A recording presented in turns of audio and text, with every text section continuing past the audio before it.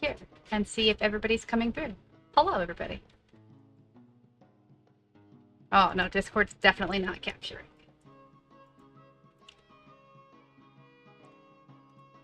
Nar. You right. How about now? How about now? Now you guys are there. How about now? I'm watching a Twisted Metal preview, so. Me too, apparently. That's the I'm watching apartments.com. Which I'm pretty excited for, to be fair, but. Yeah. The JetBlue holiday. Try. I've seen way too many It's a TikToks. JetBlue holiday. Oh Okay. my god. So many JetBlue holiday TikToks Yeah. Apartments.com. of Many. things that shouldn't be Yeah. done. Discord be good to go. I just immediately In- have in been the stream. thumbs downing those and moving on. Okay, What? I think first could you talk? What? Who? When, where, why, how? I don't know. Great. Words are hard. Perfect. Matt? Hello. I am Beautiful. here. Skane. Wallace. Yo. I think you might be a little bit louder than everybody on my thing right now. That's probably about right. To great Okay. effect. I'm a loud motherfucker. That's okay. And Seamus. Who? You first. All right, you're I think a little quieter. I Okay, so I adjust you. Don't be a bitch. All right, and then talk. I think you were already good, but if you'll talk one more time. Okay. I think that should be pretty What? balanced. The worst mic check I could have ever given. Thank you. Yeah, no, it was good. Yeah, it wasn't full Several octaves volume. up and down. It's fine. Everybody will yell at me, I hope, if it's not in good balance. Hi, everybody. This is the last time I plan to be looking and responding to chat. Thanks for coming. Thanks for being here. I'm gonna run a game with these Chaos Goblins. Good luck. You're the That one was that a needs the message luck. for you. Shut up. Just to be clear. I am not a Chaos Goblin, thank you very much. I'm a Chaos Dwarf. Oh, I've just been informed that I That's forgot right. to actually link. Distinct and different. I am the chaos. I don't want to no, be. there's sound I don't want to be alerts. part of the problem. Yeah. I want to be the. I whole want to be problem. the whole. I don't half-ass nothing. I Oh. whole-ass it all. There should not be any... I don't think any sound alerts are going to capture or play. I have not put any of that stuff in to the scene Aw. for this game. So you guys, That's fair. unfortunately, are out of luck. However, if somebody who knows how to turn off those things so people don't waste their points and get upset could do so, that would be That's fine. lovely. But otherwise, I don't, you know what? I don't actually care that much, guys. We're doing something Nah. different today. The points are useless and fun. Everything's Points made don't up and the matter. points The don't game's straight matter. up and points don't matter. Yep. Damn it! Beat me to it. Okay. Well, So, this is kind of like whose line is it anyway? it is. And don't mess up because this is broadcast television. Oh, I'm sure. I'll be sure not to mess anything up. I spelled my Oh, fucking damn. URL wrong, guys. I swear. Fuck. He's- Fuck. I'll be what's her name from Here we go. Has Been Hotel. Nailed it. Okay, cool. Nailed it. You're gonna need a bigger mouth than that, I think. No, she just stares there and just stares. Okay. Nitzy, Oh, the, you're right. the one who stabs. Nifty, isn't it? Nifty, Yeah, I think nifty. it's nifty. Yes, nifty. Okay, so this evening we have a couple of Session 0 things to wrap up before we start actually gaming, and I would really like to game tonight, so I'm going to herd us all towards that again. We have decided upon our ship's name, which is the Bleak Omen. Is that correct? Yes. Yep. Delightful. All right, Matt. Spooky. Show us all up. Why don't you? I'm getting in the Lord, man. mood. This is what he does. This is what he I does know. when he's not storytelling. He just Right. fucks around with his background. On like the 300 screens for everybody else, I use my 300 screens for me. Yeah. That's what this is. I say mutiny so we can get the screens. Good Yeah. luck. You need the screens. Hope that works out. We'll hire him to do our effects. Yeah. Where's my green blanket? You put a green blanket on, I will make you something. I actually have a Well, green that's all we blanket. need to I've do. tried I this think I before. have a green blanket. It's really all you need to do. All I right. could do some weird shit. Hold on. I think Oh, I bet you Oh could do dear, some yeah, shit. I'm sure. No, it's just with like. Oh It's just with, dear. it's just with Discord too. Oh my. Oh my. So, I have put up onto your screen the low man on the totem pole. You guys have taken on a significant number of there's crew. There's static whenever people talk. Oh no. What Hmm. screen did you put this up? We're a disaster. It should, it should have popped up on roll 20. It's on the roll, yeah, roll 20. Swabby. Swabby. Swabby Austin. Everyone has it with me. Okay, so it's something in my Discord capture. I can try a couple of things here. All I see on roll 20 is the weird. Technical problems. Technical problems. Did that change should anything have for you, been. Skin? It did. I closed that because I thought I had opened it. Great. Yep. I'm not sure how to. I could. Apparently that sounds a lot better. Oh, it went away. Okay. Maybe it was just because everybody was kind of talking at once. We can overload Discord pretty easily that way. Not gonna happen at all. Yeah, it'll be fine. That's never gonna happen in this game. So we're looking at Swabby. This is the person who you took on most recently. So I believe Is that his name, or is that what we named him? Is that his title? that's what you guys call him. He was the guy who you made clean all the time. Okay. So it's kind of yeah. his pirate nickname. Jones When he Swabby. joined, shortly before Inigo and Elminster joined the crew, he was relegated to the low man jobs, as such as cleaning and bilge duty and things of that nature. And what you guys ended up calling him was Swabby. He's no longer the low man on the totem pole. He does technically outrank Inigo. However, when you took on Elminster as a master weaponsmith, he did get a better position in the crew than some of your other new hires, as it were. So, he's not very strong. He's primarily a cleaner. What else do you guys know about him? What were your interactions with this guy? How do you feel? What's the plans?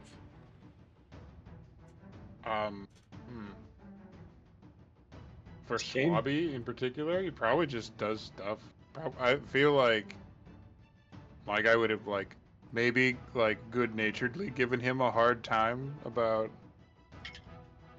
the shit deck and all that, but I mean probably just you don't fuck with the people that clean your shit.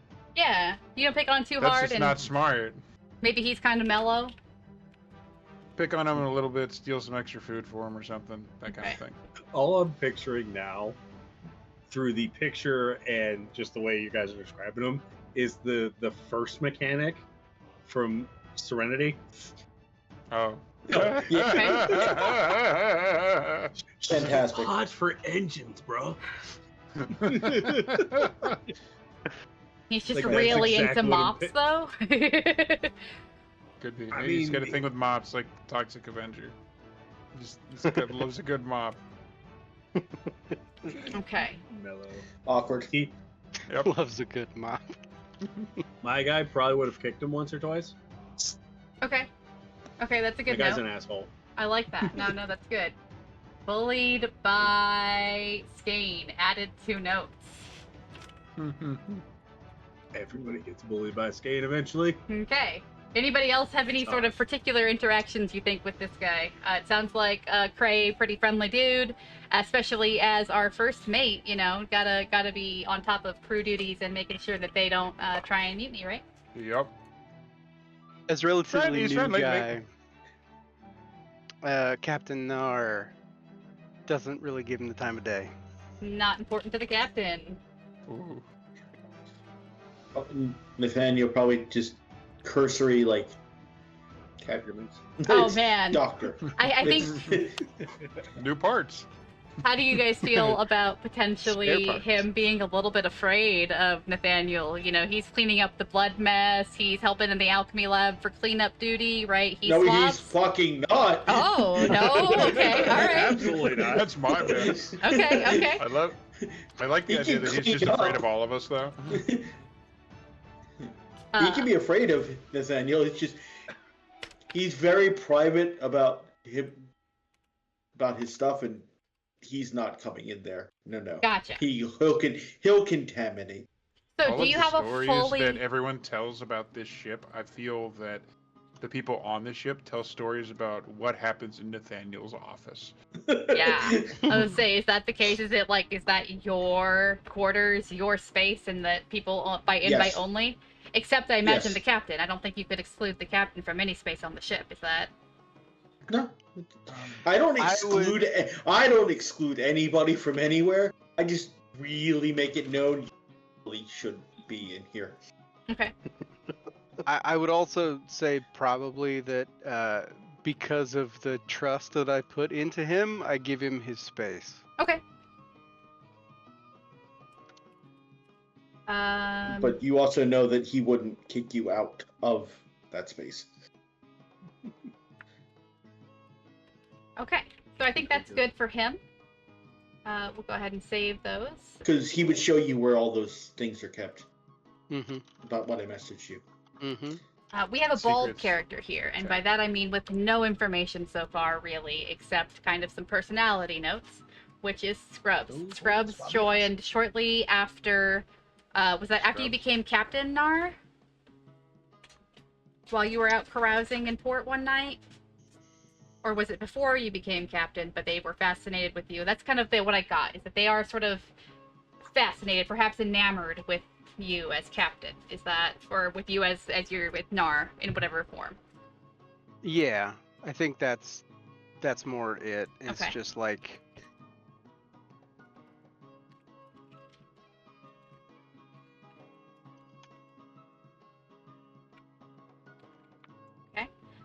What else? This is kind of, I think, our resident shiprat, the kind of Captain Shadow at this point.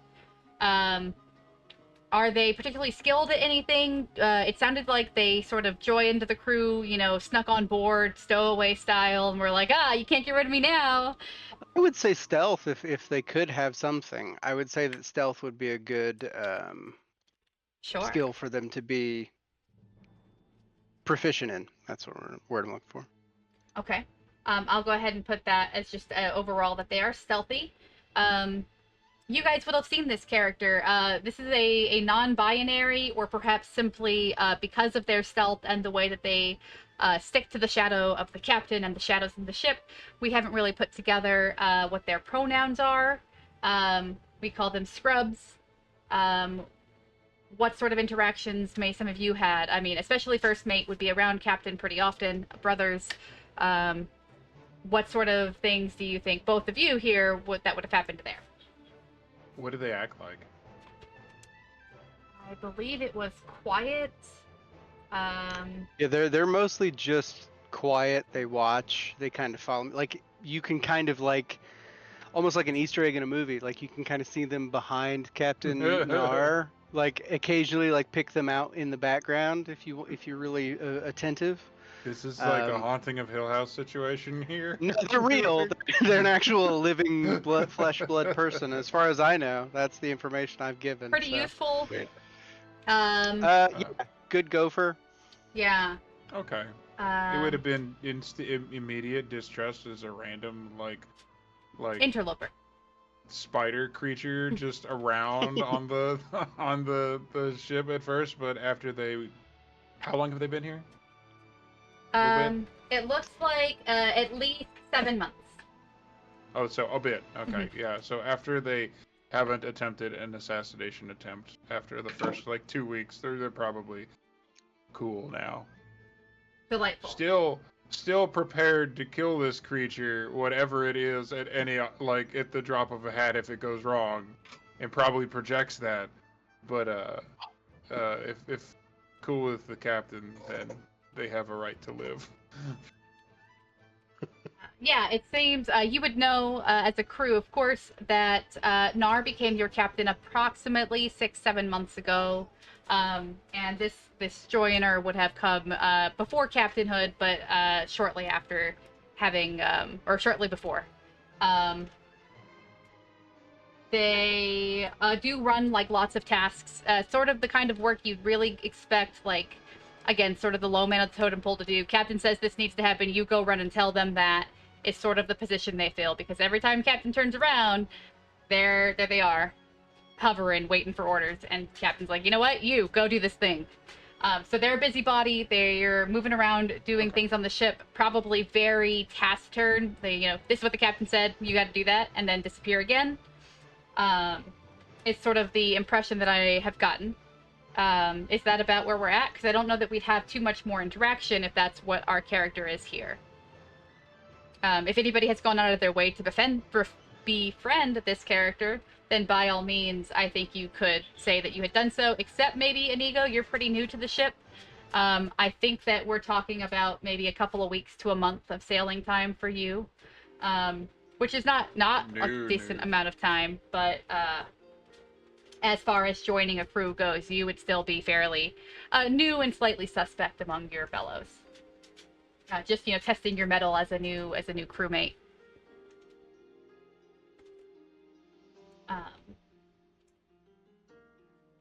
Are they a combatant? Have we discovered that? Do we know anything about that?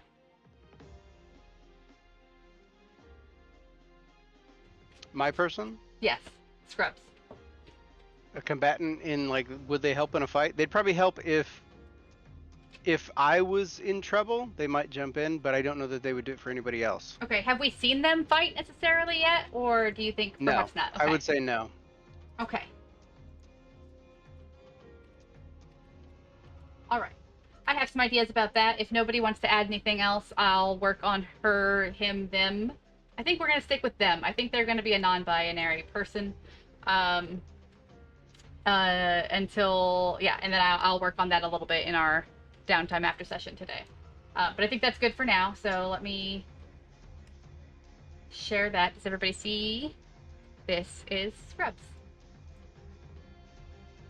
Neat. I'm starting to think that Scrubs is like if Alton Goodbear was actually good at being a rogue. Ah! You're throwing yourself under the bus immediately. Oh Don't yeah. be mean to yourself. Hardcore. Not yet. Give yourself time to hate yourself. Next. So essentially, this is the pirate radar. Okay. From MASH, that would be like Yeah. Scrubs. I guess, yeah. So radar. I could see that. Yeah. All right. Sorry. So next we have No, Alona. that's good. Alona's our ship cook. Specializes in making delicious meals for you all. Tough lady. Approximately middle-aged, I believe. Lots of tattoos, very fearsome. If you harass her too much, especially if you get in the way in the kitchen or underfoot while she's trying to work, she often threatens to cook various members of the crew, offers to serve long pig when rations are low, and things of that Instant nature. friend. Delightful. Instant friend. Just saying. Kindred spirits. Oh yeah. Instant friend. I mean, my guy's kind of has to get to know everybody because it's kind of his job to protect everybody. Mhm. But like this would be instant friend. Probably like sharing stories of all the crazy scraps we've variously been through. Delightful. And I feel like that would turn into a circle with half of these other fucking people. I have no idea what you're talking about. I don't know what you're talking about, man. I have no adventures. Nita would I've never done anything. The cook. Nope. Befriend the cook. Absolutely. Everybody should be friend cook. Yeah. No better. Okay. Anybody else want to add anything? She is a savage combatant. When things have come, when push has come to shove, or when you've gone out to land and had to do things, she's brutal. Cuts people down left and right. Really got a heavy swing. She's a very stout woman, and when she is using her weapon to her ability, it's clear that it's because she is all muscle. Just No bitch finesse. No finesse. slap to the frying pan. Finesse is No bitch slap. Bitch slap. I Is, think bitch slap is when you try to be gentle. She's not trying to be gentle about anything. her Yeah. and Skane would get along. Like Oh, yeah. especially in like a battle, type of situation. They would have kind of like had that in mid battle moment where like she does something crazy and he looks over like, Nice. and then he does something nuts and she's like, yeah, just the yeah. And she definitely plays up that Maui superstition about her being like they're all cannibals. Is she particularly superstitious too? Does she have her own like? I mean, there's lore of superstition in the world. Does she believe most of those things? Oh yeah. Okay. Okay. Cool. That's fun. Oh yeah, you always have to have that like crazy angry person on the ship that knows every like, oh, you can't do that because this will get you. Yeah. That's a sign of ghosts. You have to look out. There are evil spirits here. Storm's coming. I feel it in my bones. That's a bad She's omen. not that old. That's different. That's a different crew member. Yeah, that's the one who's been blown up 50,000 times. Yes. Speaking of the one who's been blown up 1,000 times, Siegfried is another of our characters tonight. I know Matt's face. He knows all about this. He just glanced up at you, just like I think I have a bond with him, but it's Guaranteed. not positive. But it's not positive. It's like He also does science, He but it's only alchemizes. one kind of science. yeah, I know. I got that. I really got that. But it's He's just also like missing fingers that he needs help with. So we can do that. It's just Ivo looks at him and goes, Not again. You cannot keep borrowing my alchemy supplies. You keep blowing them up. Stop touching my things. I will stab you. yes. But he does, in fact, regularly offer to help you. At this juncture, every time he comes near his room, he just probably throws a scalpel at the door. Okay.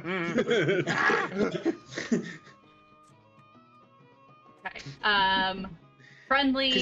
Go ahead. He smells like explosive. he does. Yes. I love that smell in the morning. And it just ruins so much. As a Ruins the point, vibe, man. apparently, with what we have cooked up, he is resistant to damage, but only explosive damage. Explosives. Because he's been through so much. Yeah, that's He's got exactly it. calluses now. He's got explosive calluses. Calluses are the right term. Like, you think he just got blown up recently? No, that's just what his skin looks like now, because it's just mostly gunpowder. He just walks around like that. He does. And I keep hearing the voice of like the dad from Courage. Oh my like gosh. the old Eustace? man. It's not where I went, but I like it. Eustace Bag? Yeah, that's his name. Eustace. Yeah. It's just your old guy. No, I see. I was thinking of the But little more pirate. the little fucking kid from the Wild Thorn. Oh, Oh, yeah. Donnie? Yeah. It just doesn't talk. He's just a whole lot of just sounds. So to be clear, he actually does have a rank on the ship. He's the master gunner. He's in charge of the cannons, and people people loading the cannons and firing them. Mhm. He's the guy. I'm sure he loves that. He It's does. the only thing he's good at. Sail me closer. I want to hit them with my axe. Yeah. I'm sure Inigo would have met him at some point a few times over the course of the month, and he'd just be like confused. I think he also is exactly. constantly pestering El Minister. Like, hey, so the thing is, I have this idea for a cannon that launches explosives, and I think that we could work together on this. And he's got big plans for upgrading cannons, bigger, more explodey ammunitions and things like that. And he's like, come on, as long as you can make the weapon, I can make it blow up. Let's go. I haven't met a thing I can't blow up. Oh my god. We're gonna get mobile C4.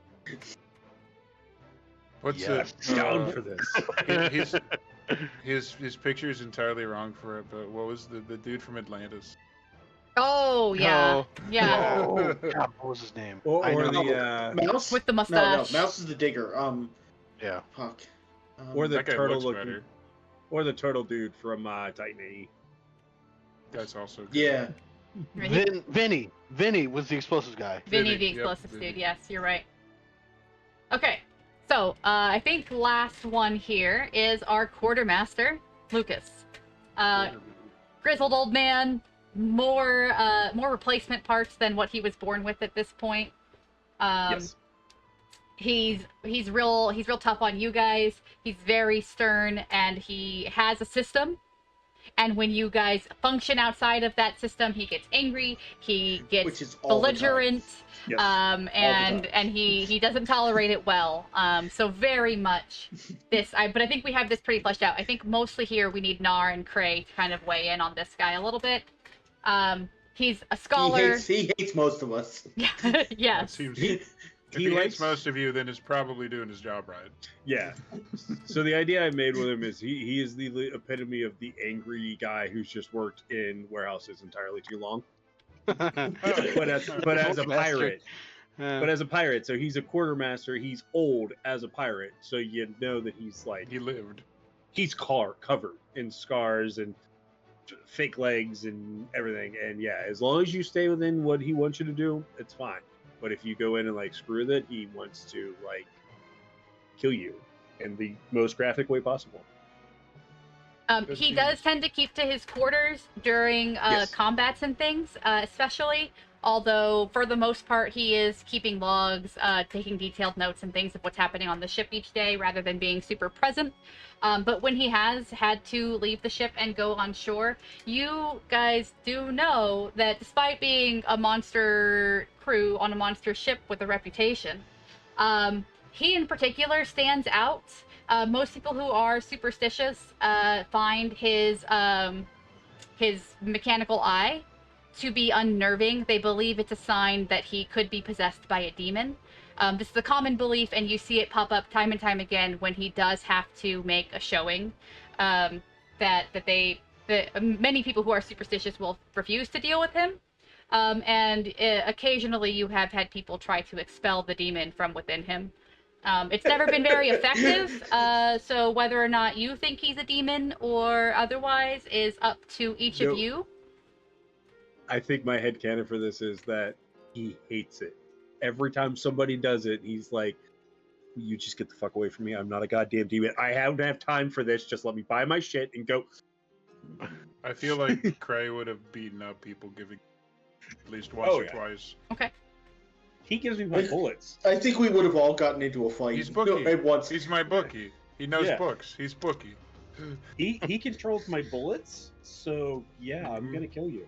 He also is one of a probably quite limited number of people on your ship who can read and write in a couple of languages, mostly common ones, nothing particularly fancy.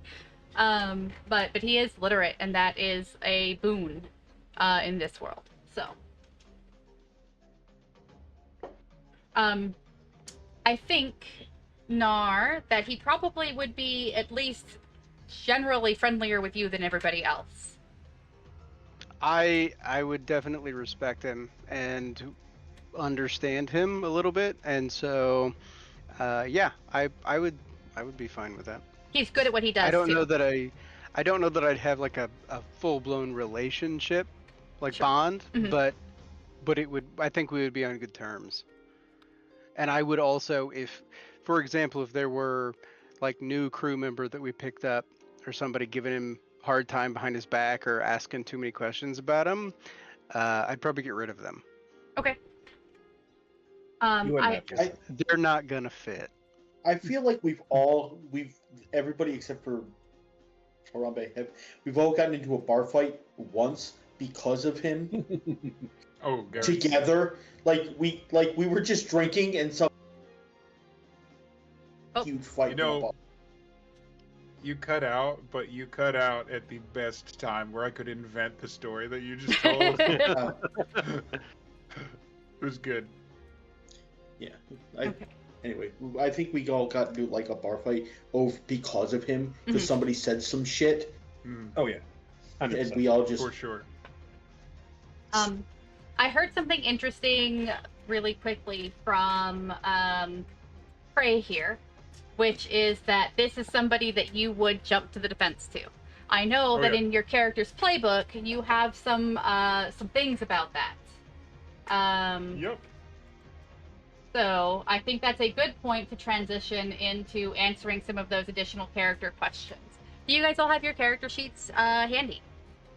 Yes. Hopefully we'll have them on Roll20 within this month, but I can make no promises. They're hoping to launch actual materials soon. Yeah, We are the playtest. Yeah, we are. I like beta testing. Yeah. I like breaking shit. Break Oh, it. yeah. Oh, you picked the right team for that. But don't worry, we already are breaking things. I don't want to. Death keeps telling me to.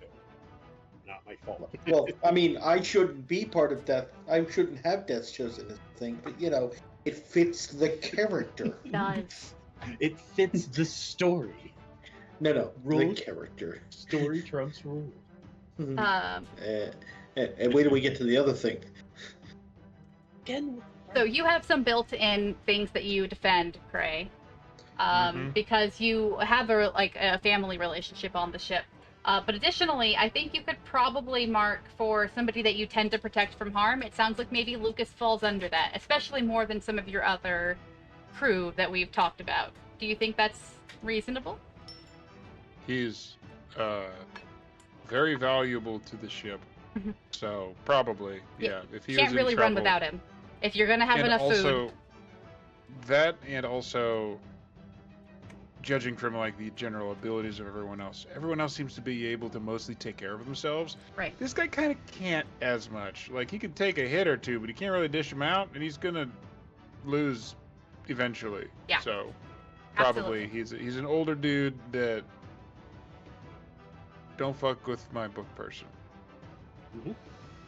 There's also a crewmate that you would protect from themselves. I feel like there's some reasonable characters among your players that could fit that. But I also think that you have crafted a powder monkey who could probably use some protecting from himself. It's up to you who you choose for that in particular, and of course how you play these things out in the story. But that's another thing that you've kind of fallen into here. It's probably going to be more than one person, Sure. judging by our party makeup. Absolutely. Okay. So, you... Oh, there's also technically a crewmate that you failed to protect, but I think we should hold on to that for the story later. Good. Or one of them could literally just be your powder monkey, and when he lost his 3 fingers, you failed to protect those fingers. On your... He can never do this again. Yeah, he can't flip anybody off anymore. reasons why. But he can shaka all the time. Shaka, bro. God damn sweepy.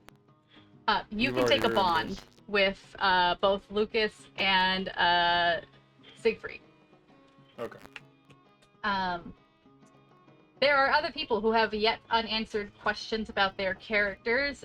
Some of them, as I said, we're happy to hold off as our story advances.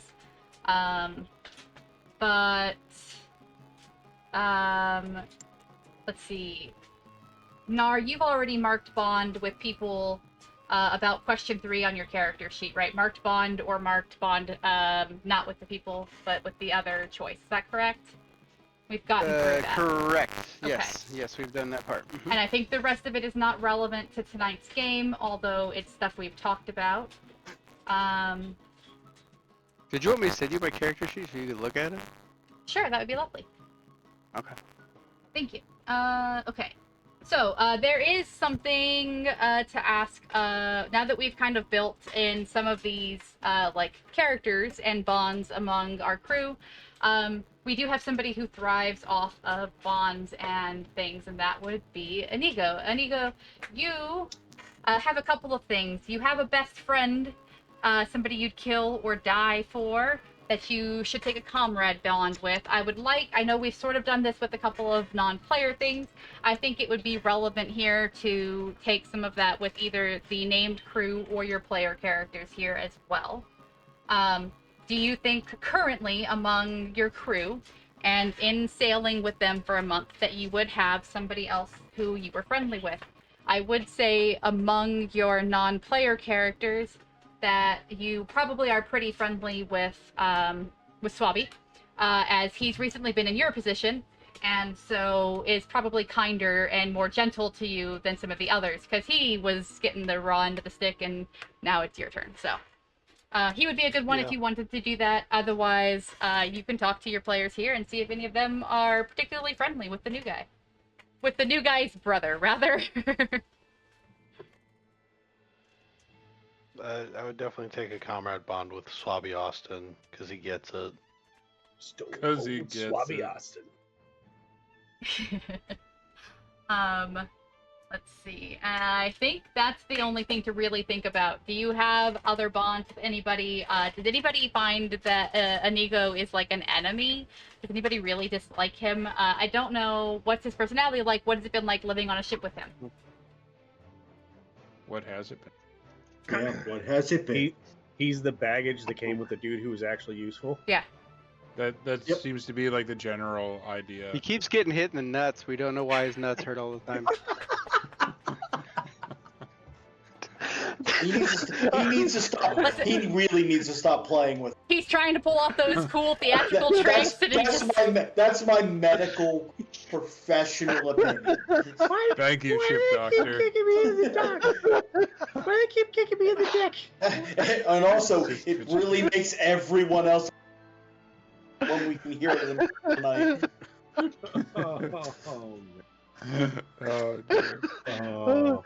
It's funny because that's And then when you're on deck and you call out the C's name, it really makes it awkward, buddy. I think there's at least been more than once that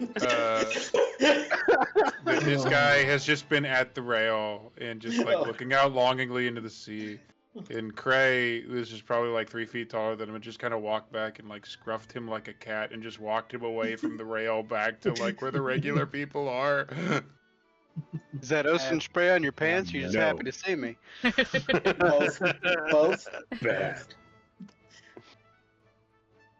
Yeah, it's gonna be an antagonistic relationship with the new guy until he proves his stripes, which, yeah, he's new. We'll see. He'll have time. I don't know. It just feels like the stowaway that we had to take. Yeah, for now that's kind of the spirit of things. That said, I have one more question, I think, for the Doctor, as far as character bonds and questions go.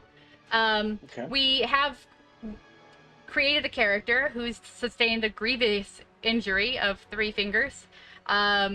And you have a question that says, who did you save from certain death, and who has 1 less finger, eye, or leg because of you? You are welcome to make that be anybody you'd like, but I think that we... I already did. Okay, you've got that down? Yep. Fabulous. Is it... Yeah, I thought that was Lucas. Nope. Okay. Is that something you need to message me, or have we talked about that? No, it's one of the crew. Oh, okay. Oh, okay. All right. Cool beans. As long as you've got something, that's great. The captain. Cool. So you've taken a bond for that reason. Yes. All right. You, ma'am, are harassing me. Go lay down. Yes. I've restored Nar's capabilities. Delightful. Okay, perfect. So we've gotten that. Then I think if everybody's feeling comfortable, you've got your bonds marked, you've answered the questions on your character sheet, either in secret or out loud in our various sessions, then I think we're good there. Does everybody feel comfy with where we're at? Yeah. I'm ready to play. Okay. Let's play. Then there's one last thing for you guys. You get a free trait point. one question. Oh, go ahead, please. Just for the blood, vinegar, polish, and all that stuff. Is it only what you get for picking your oddity, or do you get more? It's only what you get for your oddity, except at the end of character creation today, which we are now wrapping up. You can add 1 trait point to any of your abilities, either leaning into something you're good at, making something you're bad at a little bit less punishing, or rounding out in some other way. But you get 1 trait point to add to any of your stats today. Oh, neat. That's heavy. Oh. I need to get this right. Is that, add it. and that's just for today, right? That changes. No, that is going Does to that that change? will This hold. sticks. That is It's a permanent. that is a permanent increase? addition Yes. to your Or- character. Oh, okay. Then the on my D&D nerds character go, sheet, oh no. on my character sheet that I sent you, the biggest number is increased. Okay, got it. Thank you. The biggest. It's a secret. Oh. So I got more let me blood. let me now remember. Yeah, blood is strength kind of based stuff.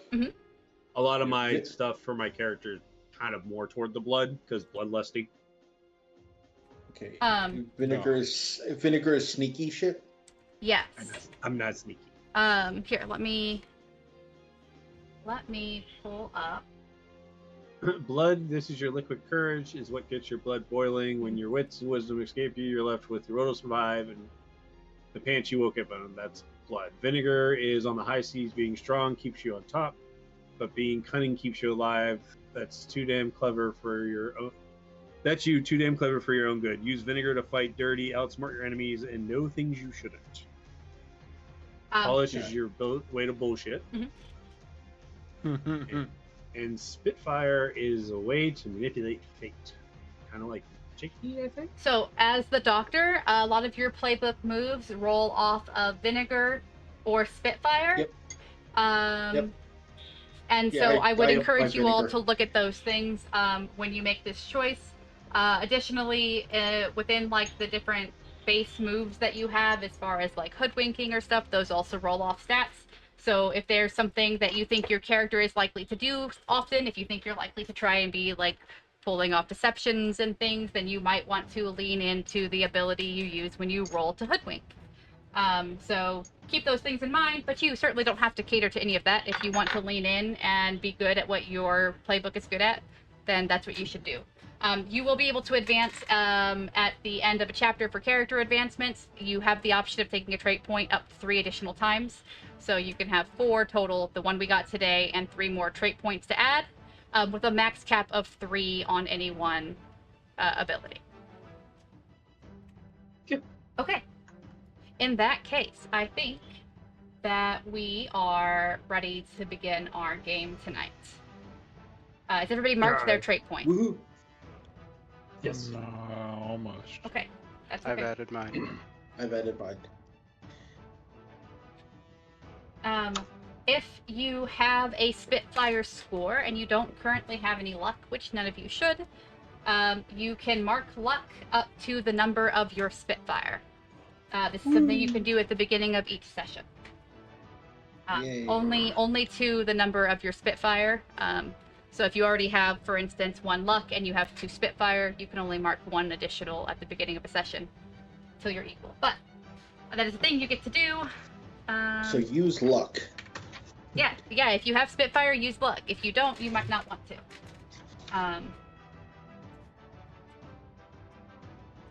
Because luck is not always good. Correct. Bad luck is a thing. That's true. I didn't have bad luck. I So- would have no luck at all. Tonight we're beginning our game at port.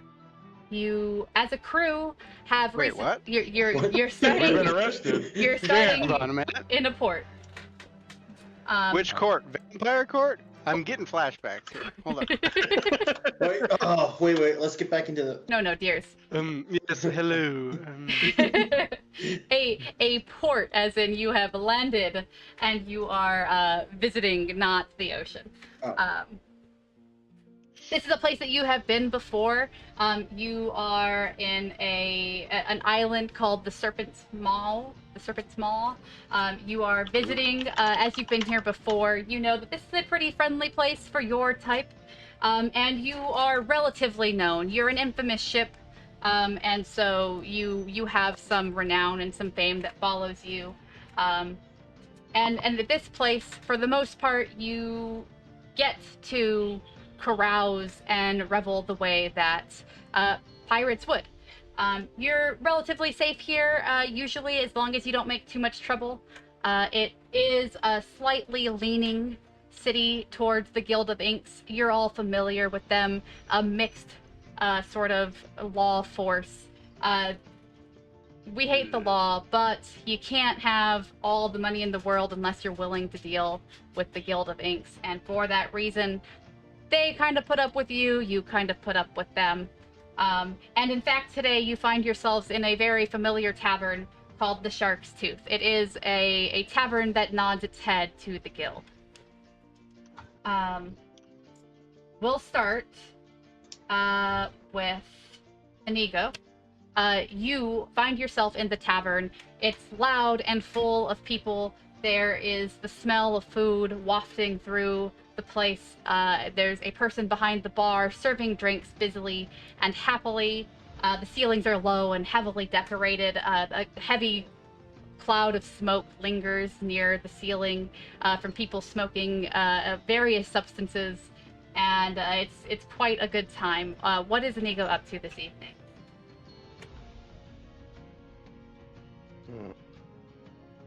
Inigo would be first. You'd get some food and a drink, for sure. So you'd like to speak to the bartender and order some food? Yes. We can do that, absolutely. So, you are, and this is actually your first time visiting this place. And so when you stroll up to the bar, the woman behind the counter gives you sort of a funny look. And she says, what can I do for you today? Hello there. I'm a bit new here. I was hoping you could recommend some good food. Everything smells so delicious here. Oh, our chef is the best. I recommend the special, which tonight is a nice stew, some bread. If you want to get really fancy, we've got a couple of new cases of mead that we've brought in from the locals from the local brewer. Ooh. Welcome, Mizue, to the elite ranks of DM. Thank you. It feels the same every time. Every time. Every single time. Yeah, because now everybody's listening to all my words, so I have to say them so carefully. Inigo would say, "Ooh, I'd like to try the special and surprise me on the mead, please." You got it. And she'll take some coin from you and disappear to make that happen. As we wait for that to happen, let's say I think it would be reasonable that perhaps Skane and Cray are together. You guys are vaguely friendly, right? Oh yeah, we would definitely be friendly. So you're in the same tavern. It's beautiful. It's loaded with people. There are things to do and food to eat. What do you guys get up to when you're left to your own devices on land? Left to our own devices. That's concerning. Probably looking for trouble in a fun way, but also making sure that none of my people are in trouble. Sure. If you're looking to get into some kinds of trouble, there is likely some sort of gambling happening, either dice or cards that you could join in. Depending on actually what your captain has told you as far as what kind of shore leave you're on tonight, you could decide to get quite drunk. If he's asked you to maintain yourselves on land today, then you might be more careful. Captain, what are standing orders for making port? I need these. Before you left the ship, Nar would have leaned into your ear, Cray, and said, "Have fucking fun." It's Operation Shitface, ladies and gentlemen. That's the plan. So tell me what that looks like. That looks like a fuck ton of meat. That looks like she's had a couple of crates of mead came in. Mm-hmm. We're taking one of those crates. Okay. Paying for it, but we're going to see how much of that we can get through at one table tonight. This is, as I said, a place that you've visited before. When you and Skane approach the bar, presumably together? Oh yeah. Livy is somebody that you recognize. She is the the bar once. She works behind the counter, brings your food. If you treat her disrespectfully or call her as such, you know that you've seen her wallop some disrespectful people in the past. But when she sees you coming out to drop food in front of Inigo, she's much warmer towards you both. Oh, my dear friends, it's so good to see you again. I Libby have good news for you. Ooh. In fact, this fellow here just broke into some of our recently ordered mead. Very fancy, very special, just your type. Now, we have some that taste really great, but we've got some that's just quite strong. I don't particularly like it. You know me, I'm not fond of the strong stuff. That's the one. That's the one. You know, nobody drinks for free. Of course it is. Coins. Just a pile of coins on the table. She will exchange your coins for some service. And are you guys going to be sitting anywhere in particular? Did you going to sit at the bar? Hold. Did that little boy in the corner order a mead? And I'm pointing at... Inigo? Yes. Yeah. Do you know him? No. Dear, give that boy a milk. He needs to grow a little before he gets to ride with the big boys. Now, Skane. Just I can't take his drink away from him. He's paid for it. I've served him. That's right, I can do it. What is this? I paid for Quiet that. boy. I'm gonna take my drink and go sit back in the corner. just took his drink. I took it. Yes, I took his damn drink. That boy don't get a mead yet. He ain't earned it. I'm looking back and forth and saying, well, he hasn't physically been harmed yet. This is fine. I could have killed him. Those are the rules. So What was the barmaid's name? I'm sorry. Libby. Livby. Libby. Libby. Okay. Do I have my stew? You do. You have You ain't stew in got- front of you. You have Your nothing in companion has just taken your drink, although you are welcome to argue. Yeah, you're welcome to argue. Oh, this is gonna be great. Is it? Doc, I might have some shit for you soon. The Doc's not in yet. Well, I talk to you whether you're here or not. It don't matter. You are Trey welcome, will Doctor, sit if you'd back like and to watch join the ball. quietly. Otherwise, I will come to you in just a moment here. Would you be partaking of the bar, or would you be up to other things? Doctor. Dr. Nay. Sorry.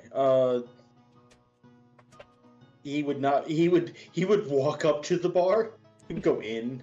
Okay. So then He's I would not- say you're privy. You're privy to these things. You're privy. To, Pervy? apparently. You're pervy. Hey, new We're all character a trait little just there. dropped. We're all a Just little there. smidge. It's fine. Pirates. It's the rum. What can I say? Yes, you're privy to what's You happening. are You're a welcome to pirate. interact as you desire. You also are here in the tavern. It's only the captain who's strangely absent from this scene in this moment. As you settle in to grab your drinks and start arguments, I would like you guys, if you desire, to play this out a little bit further before we jump into what Captain's up to. Okay, he would go up to the bar and just wine, please. Wine. Now, you also have been here a number of times with this crew. You're an old hand with the ship. Do you have a usual that you prefer to drink? Are you familiar? Is she familiar with you? Yes. Okay. Red. So as you Aw. approach, she smiles at you. She gives you a wave, and when you make to order, she turns with the glass in her hand, ready for you. It's only a couple of silver, as always, and she offers it to you pleasantly enough. Thank you. Wine. Sip. Look over at what's happening over there and go. It's fine. Yeah. It's fine. Inigo. I mean, literally what I've been doing while everyone's been talking is what my character is doing. He's Yeah. sitting there setting up a pipe, just looking at the boy like, You want No, jump? yeah, he's watching it. Not my problem. We're not on the ship.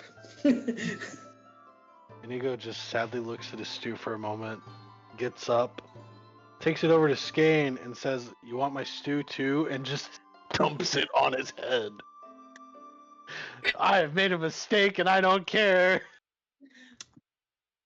Hold, Guy please. sits there, looks, Hold, please. pours himself another shot. So really delicious as it drips down your face and a little bit gets stuck. I'm so sorry. Do you have does Skane have a beard or a mustache, or is he shaven? I think he might. He looks exactly like I do in the that picture you did. I like that picture. Let me go ahead and put this up. Okay, so Yeah, yeah, that he one. does. He's That got some is- facial hair. Yeah.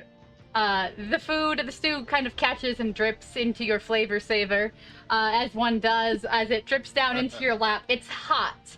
It's sticky and really quite good. If you have any sort of care about the flavors of food and food waste, this is good stuff that he just wasted. As it drips down into your lap. So, two things are going to happen. I'm in danger. You're going to get me a bucket and a rag, or I'm going to take both my pistols and empty them in your wherever I feel. One, I never. 2, 3. I go to get the bucket. I didn't say I wouldn't. I will clean up my mess happily.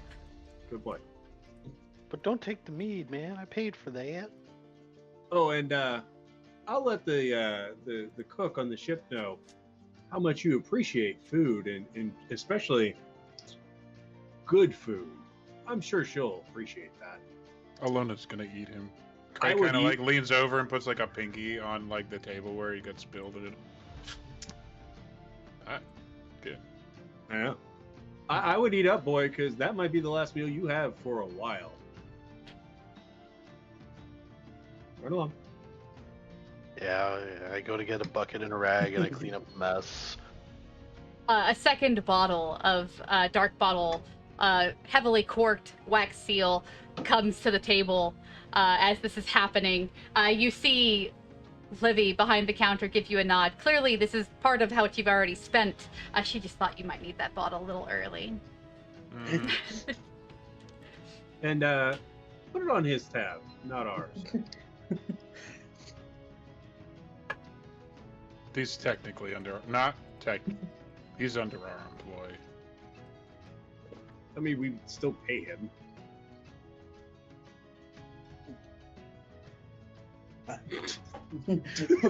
There's a kitty attacking something. Sorry. ADD. There's a cat. That's okay. So you guys are carousing. You're spending a little bit of coin. You're having some drinks, some food. There's a little bit of a drama happening as your new guy tries to fight for the respect he wants to have among you. But there is something else happening. Again, you've been here before. You're familiar with this place. And your captain is oddly absent in this moment. Captain, you have made port here intentionally.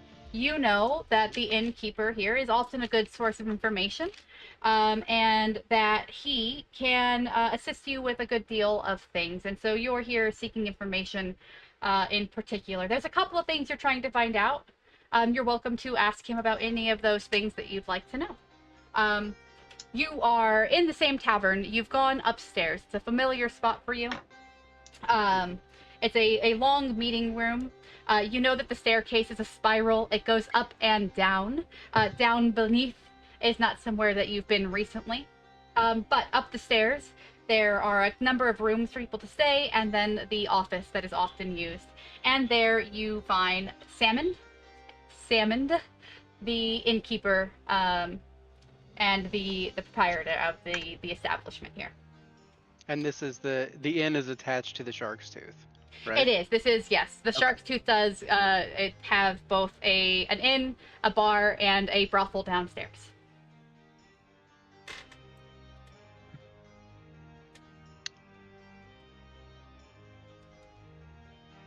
Salmond. It's been a while. Captain, delight as always. What can I do for you today? As a note, I'm wearing a plain mask, as I don't often leave the ship without one. Okay. So I have a really quick question as your new storyteller and struggling with your fucking Roll20 nonsense. I can't seem to push characters that aren't in everybody's journal to the screen. That's look perfect. like this. Thank you. But So- any ideas on that? If you want a picture of everybody's character, it has to be made into a handout. A character sheet is different than a handout. Handouts everyone can see. Character sheets Then only. why does players it can have see. a show to characters button? Okay, thanks. I don't That's a have great any question. of those. Everybody's out of luck. You'll have to It's fine. We suffer. can Discord stuff. Yeah, it's in the Put the out character, of put the chat. players. Yeah. Yeah, but In the ook. but the viewers don't see. That's Yeah, that's okay. That's true. If We'll you want to have get to real catch- cheeseball about it, you can just drag it into a new page on Roll20 for the background. Oh God, That's a lot of work, but yeah, no, it's okay. We've just seen what our captain looks like. He's wearing Yeah, a I can plain do this. mask. Thank you. Yep. Appreciate you. That's fine. Um, Absolutely. I've learned a Got it thing. I'll be ready just for prepared. that reason. So he's wearing he's looking a little bit more plain today. Is that correct, or is this what he looks like? This is like the main, or yeah, no, I mean, I wear the cloak. It's got touches of red in it. Probably don't have the scythe with me, but it's stowed away under the cloak. not that you can see. Exactly. But the mask that I chose is the plain mask, not the gilded or more clown one. This is the neutral face Understood. of the captain. Um, It's been a while, and I know that my crew is probably going to be spending a lot of gold here tonight. I've told them to let loose. We might be out at sea for quite some time. I'm hoping that extra coin might jog your memory loose of some information. Well, you know me. I'm often told a number of things. What sort of information is it that you are looking for? Before I ask a question, can I use one of my abilities? Yes, absolutely. dear. What ability? Tell me what you want to do.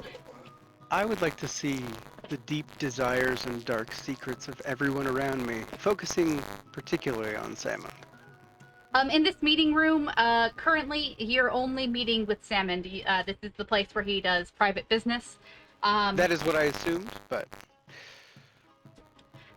So you would like to know what his deep desires and dark secrets are. Yeah, so he's, this is a guy you've met, like I said, a number of times, and you're pretty familiar.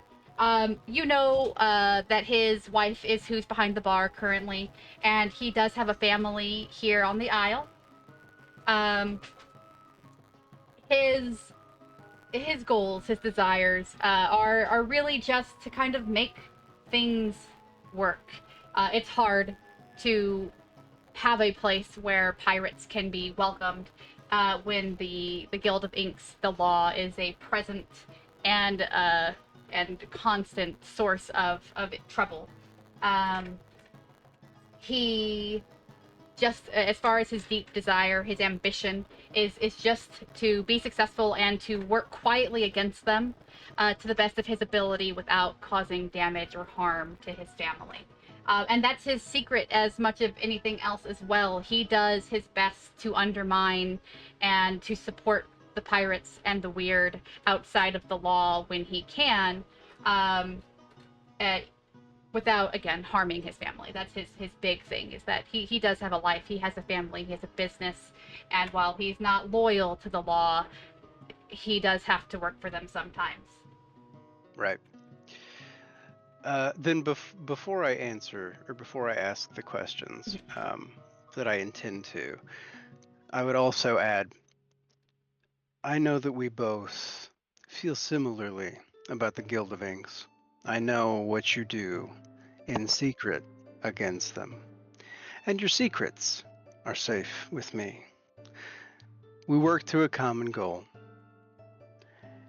And to that, I think that we are allies more than anything else, which is why I intend to keep you successful and keep you in business every time we dock here. And believe me, Salmon, I choose to dock here. I go out of my way to dock here to help out my friends. I understand. I thought we were more on the same page than the way that you're delivering this information to me this evening suggests. But yes, I would consider us at least common friends here in Serpent's Maw, and I am happy to assist you in the ways that I can. You, I'm sure, understand that any sort of grand requests for action would put strain on my business and my livelihood here, right? Of course. Completely. Then No, there's nothing untoward that I want to ask. Then within reason and within that, I'm happy to assist you however I can. What is it that I can do for you?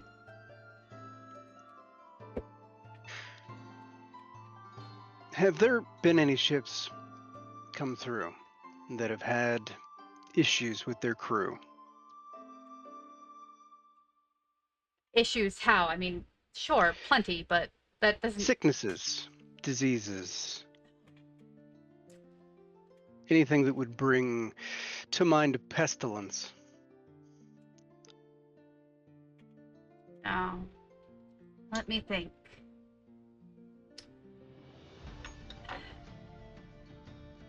There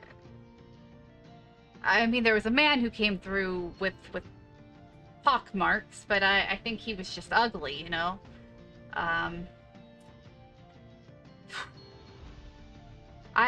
not sure that I've seen anything like that of late.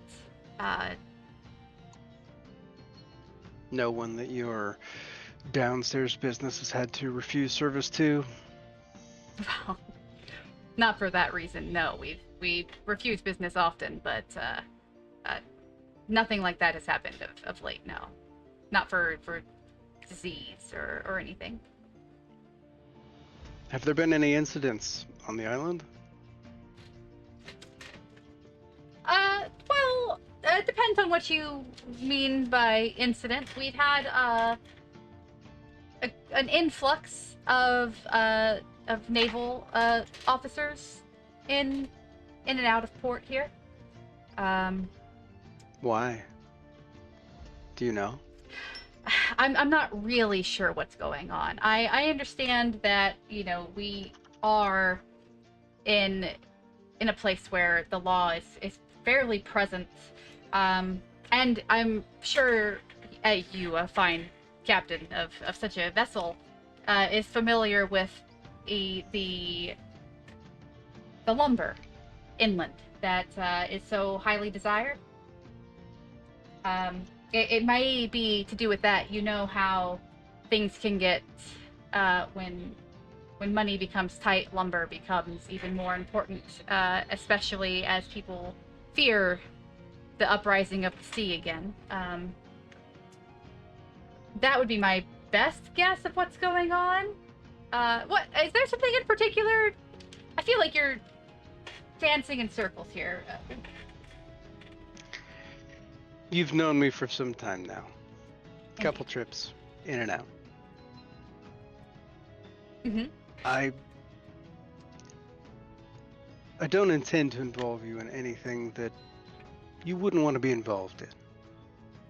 So I'll keep my answers vague. Something is happening on my ship, and I'm trying to find out why. Trying to find out if it's happening to anyone else's ships. Okay. Well, I haven't heard no strange troubles on ships in particular. We did have a fairly weird ship come through, not perhaps as strange as yours, if you'll forgive me, but they didn't stay long. They weren't as welcomed. Harder for them to blend in. Their ship actually, it didn't sail so much as it floated in the air above the water. And the guild, they're pretty interested in that kind of power, so they had to make a pretty quick exit. But no, I haven't noticed anything in particular that would stand out about odd ship things happening. Oh, I'm actually quite interested in that ship. When did they arrive? When did they leave? Oh, I don't know, maybe a month ago. A little more, a little less. Hard to say, I would tell you if I could be more specific, but people in and out all the time here. It's I think probably about a month or so. But any indication on which bearing they were headed on? They were actually heading, well, these waters contested here between the Lace and the Queen. Actually, do you mind if I pull up a map? I can point it out to you here. Absolutely. Hang on, I promise I know how to work Roll20 for this. Ooh. This is the map that he pulls out for you. I have to fix it for our viewers really quickly. And I think that should be nice and central on the screen. Good enough. So, he pulls this map out before you. And he says, we're sort of contested here. We do our best to be friendly to folk like you, but Serpent's Maw, it's in dangerous waters for your ilk. But we've got the best lumber down in Adela, just a little bit inland. Nobody can beat that quality, and they're highly possessive of it, and so lots of people come through looking for that. They didn't get to stay long enough to do much exploring, but given that we are... Why did it do that? I just have a big old lock button now. Make it go away. I don't like it here. I'm sorry, is this distracting? No, I was trying to do that, and instead it gave me a big lock and told me no. That's because I'm not smart enough. I'm not smarter than this program yet. It'll be okay. Is there just a click ping? This one. You're here. The one that looks like a snake's jaw. Yeah? North of the Fool's Pass? That's correct, because you are, in fact, currently, and he'll point this out to you, between the Lace Empire and the Queen's Company's waters. This is highly contested land, or highly contested waters. Although both factions of the law tend to get along, the small islands in between are often in sort of murky territory as far as whose loyalty they owe. Murky's good. So, but he'll pull this out and point it out to you, and say, so I don't know if the influx of lawmen was because of the flying ship, and I'm not sure if they were looking for lumber or people. As you know, lots of people through these waters are happy to take off and find a new adventure. And so they may have just been here for crew. I'm not quite certain, but they did head out towards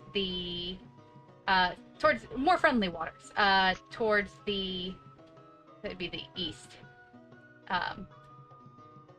There is an isle here with a note scribbled in a shoddy hand on the map, and out in that direction towards the right-hand side of your map here, that it becomes more friendly to pirates. It's a little bit less wall-heavy as you escape the larger land masses and things of that nature. So he says they probably were headed out of law waters, if I had to guess. Hmm.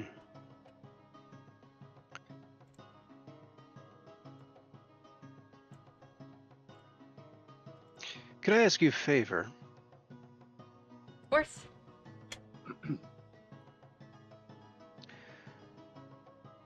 First, have you heard any rumors about interesting ghost stories, tales? Anything going on that has come through your doors? Perhaps your wife knows. I could ask her as well. We've had a couple of interesting characters come through recently looking for ships, looking for transport. If you're interested in taking on some work, I mean, we've got those kinds of things. There's a chronicler downstairs, been staying with us for a while, who needs passage. He's under some sort of impression that he can make a magic book if he only finds like some sort of locket. I don't know much about it. You'd have to talk to him. But we've seen him. There's also I don't know if you're familiar, but there's a new temple that's popped up on the island.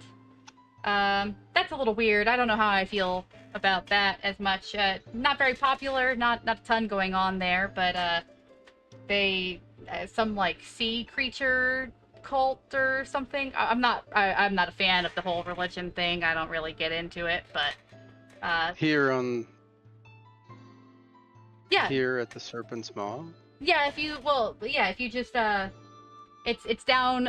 If you go towards the docks and then head west, it's just a little temple. You could check it out if you wanted to. I'm sure. They seem to be trying to recruit people.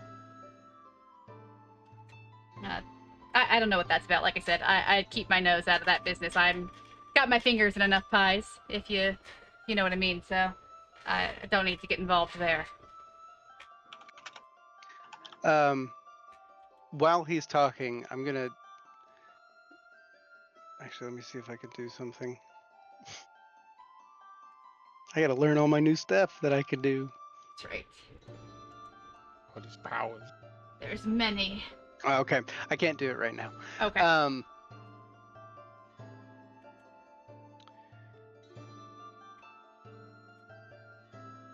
Actually, I think that's very interesting.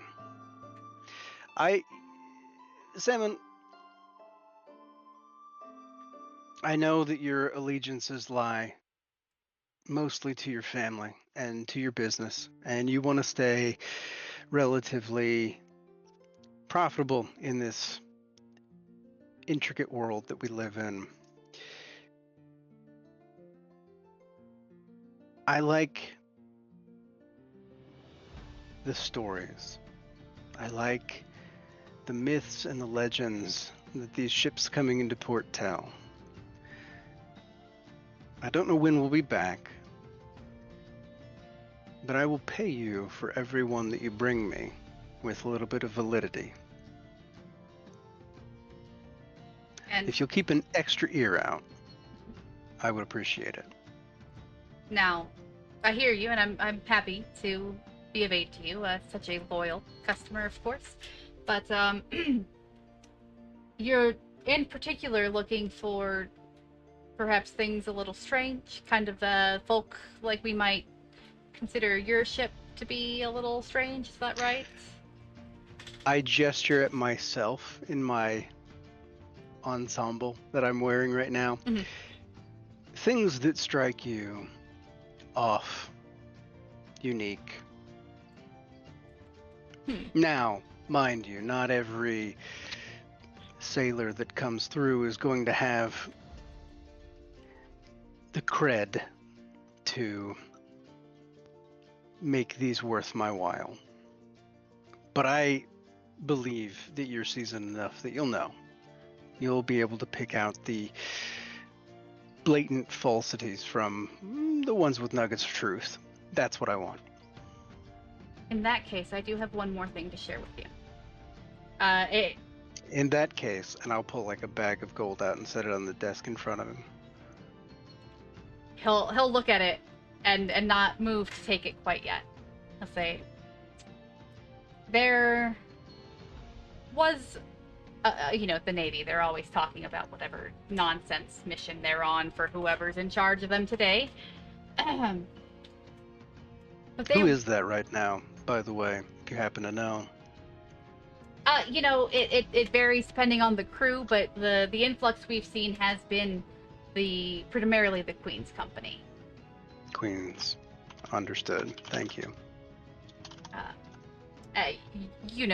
And you would be familiar that the Navy does have some smaller ships and some smaller legions or groupings that are just kind of like the hired hands that work for the law, but that there are also ones training specifically to work under specific law types. And so, is there anybody like you've said you've been seeing an influx of the Navy recently? Anybody with a name, a captain, a lieutenant, anybody important that's come through? Anybody stationed here that seems like it might be a little bit beneath them?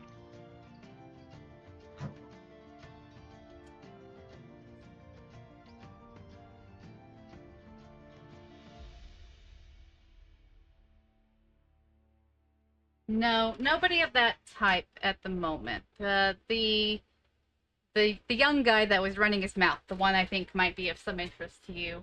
I think his name was something stupid like the Petty Officer Bill or Bob. It was dumb. It was a dumb name. His friends were laughing at him most of the night. I don't even know. Maybe they called him Boob or something. I don't think he was important, but he was trying to convince one of the ladies downstairs that he was an important fellow. And he told her he was on a mission with his crew to find a chronicler's book. He called it the Tome of Knowledge, maybe? As far as I know, he was blowing smoke, but the thing about it is, it's not the first time I've heard of a chronicler's book that can answer questions. They're always hard at work doing some nonsense magic with the ink and the gin and whatever. Did he happen to talk with your chronicler downstairs? I'm not sure if they ran into one another or not, but Owen's staying with us still. I'm sure you could find him if you go seek him out down there. Owens, you said. Thank you. Well, now, I'd prefer you didn't go telling Owen that I told you he was staying here. This is, No, would reflect poorly. not. Okay, of course, right, because we have an agreement, right? So, but he might know something, and he could tell you if there was any validity to a book that could do something like that.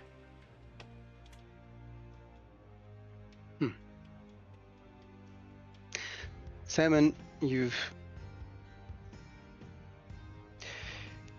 done nothing but answer my questions all night.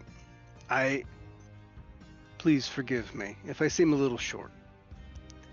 It's not my intent.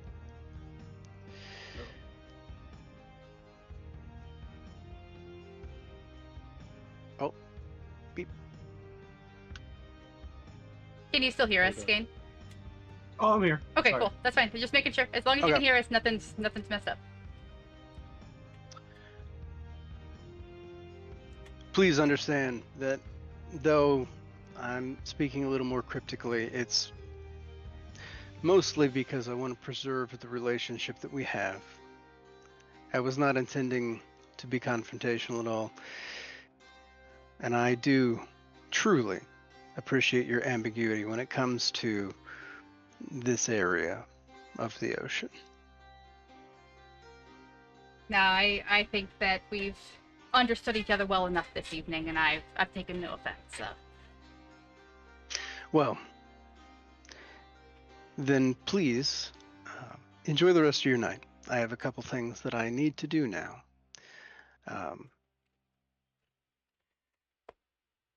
And please feel free to, if any of my crew creates any problems or causes any property damage, as per usual, just let me know. Absolutely. You know, Livy will show them what for if they get too out of hand. Yes, and she has every right to, and you can tell them that I told you that. Thank you. I'll make sure. If that's all for us tonight, I don't want to get ahead of myself. I'm not even sure that this book is real, but it does sound like the right sort of thing. Why don't you hang on to this? And next time we meet, if that pans out, you can pay me for that information then. Oh, that's your bag of money. That's not mine. And I'll get up and leave. All right. You will make your way downstairs. It's a tavern. Things are going. But meanwhile, downstairs, anybody who's having a drink, please go ahead and roll flat. No bonus, just 2d6. 2d6. I feel like there would be shenanigans going on. Yeah, in your character Jackson sheet, would you be should there. have an ability to just roll flat. I figured you all could do the math for your thingies. Oh, I'm just gonna. Oh, oof. Oh, that's not too. It's both ends of the spectrum. Okay. A 6 is a miss. For reference, so 6 and below is a miss. 7 to 12 is a hit, with it getting better after 10 plus. However, for this purpose, we're just talking about sobriety, and it really makes plenty of sense that both Skane and Nar, I'm sorry, not Nar, both Skane and Cray are a little bit more drunk than the rest of you. They did order the strong stuff and bring it out in droves. So, you two are feeling the effects of your drink. The room glows a little brighter. The ambience of the chatter and noise around you is soothing and comfortable, and you're really having a grand time here in this tavern. Just for if the captain were to leave, pass by, I feel like while he was down there doing the actual important work, he would probably walk into like, "All right, kid, if you can beat me in arm wrestling, then I'll buy you another stew." It is probably just destroying him. Oh yeah. This is gonna be awesome. As Alright. as Nar comes down down the stairs, I believe, because we Mhm. were upstairs. Correct. I'll stop at the bar and I'll get Livy's attention, and just say, "I'd like to order an ale for me, please." Kind of looking around at the patrons of the bar. Also, Livy, I heard you might have people seeking passage. Yeah. Any chance you could direct me their way? Absolutely. Your maid over there is drinking some pretty fine mead. But if you prefer an ale, I'm happy to serve you one, of course. The young one, what did he order?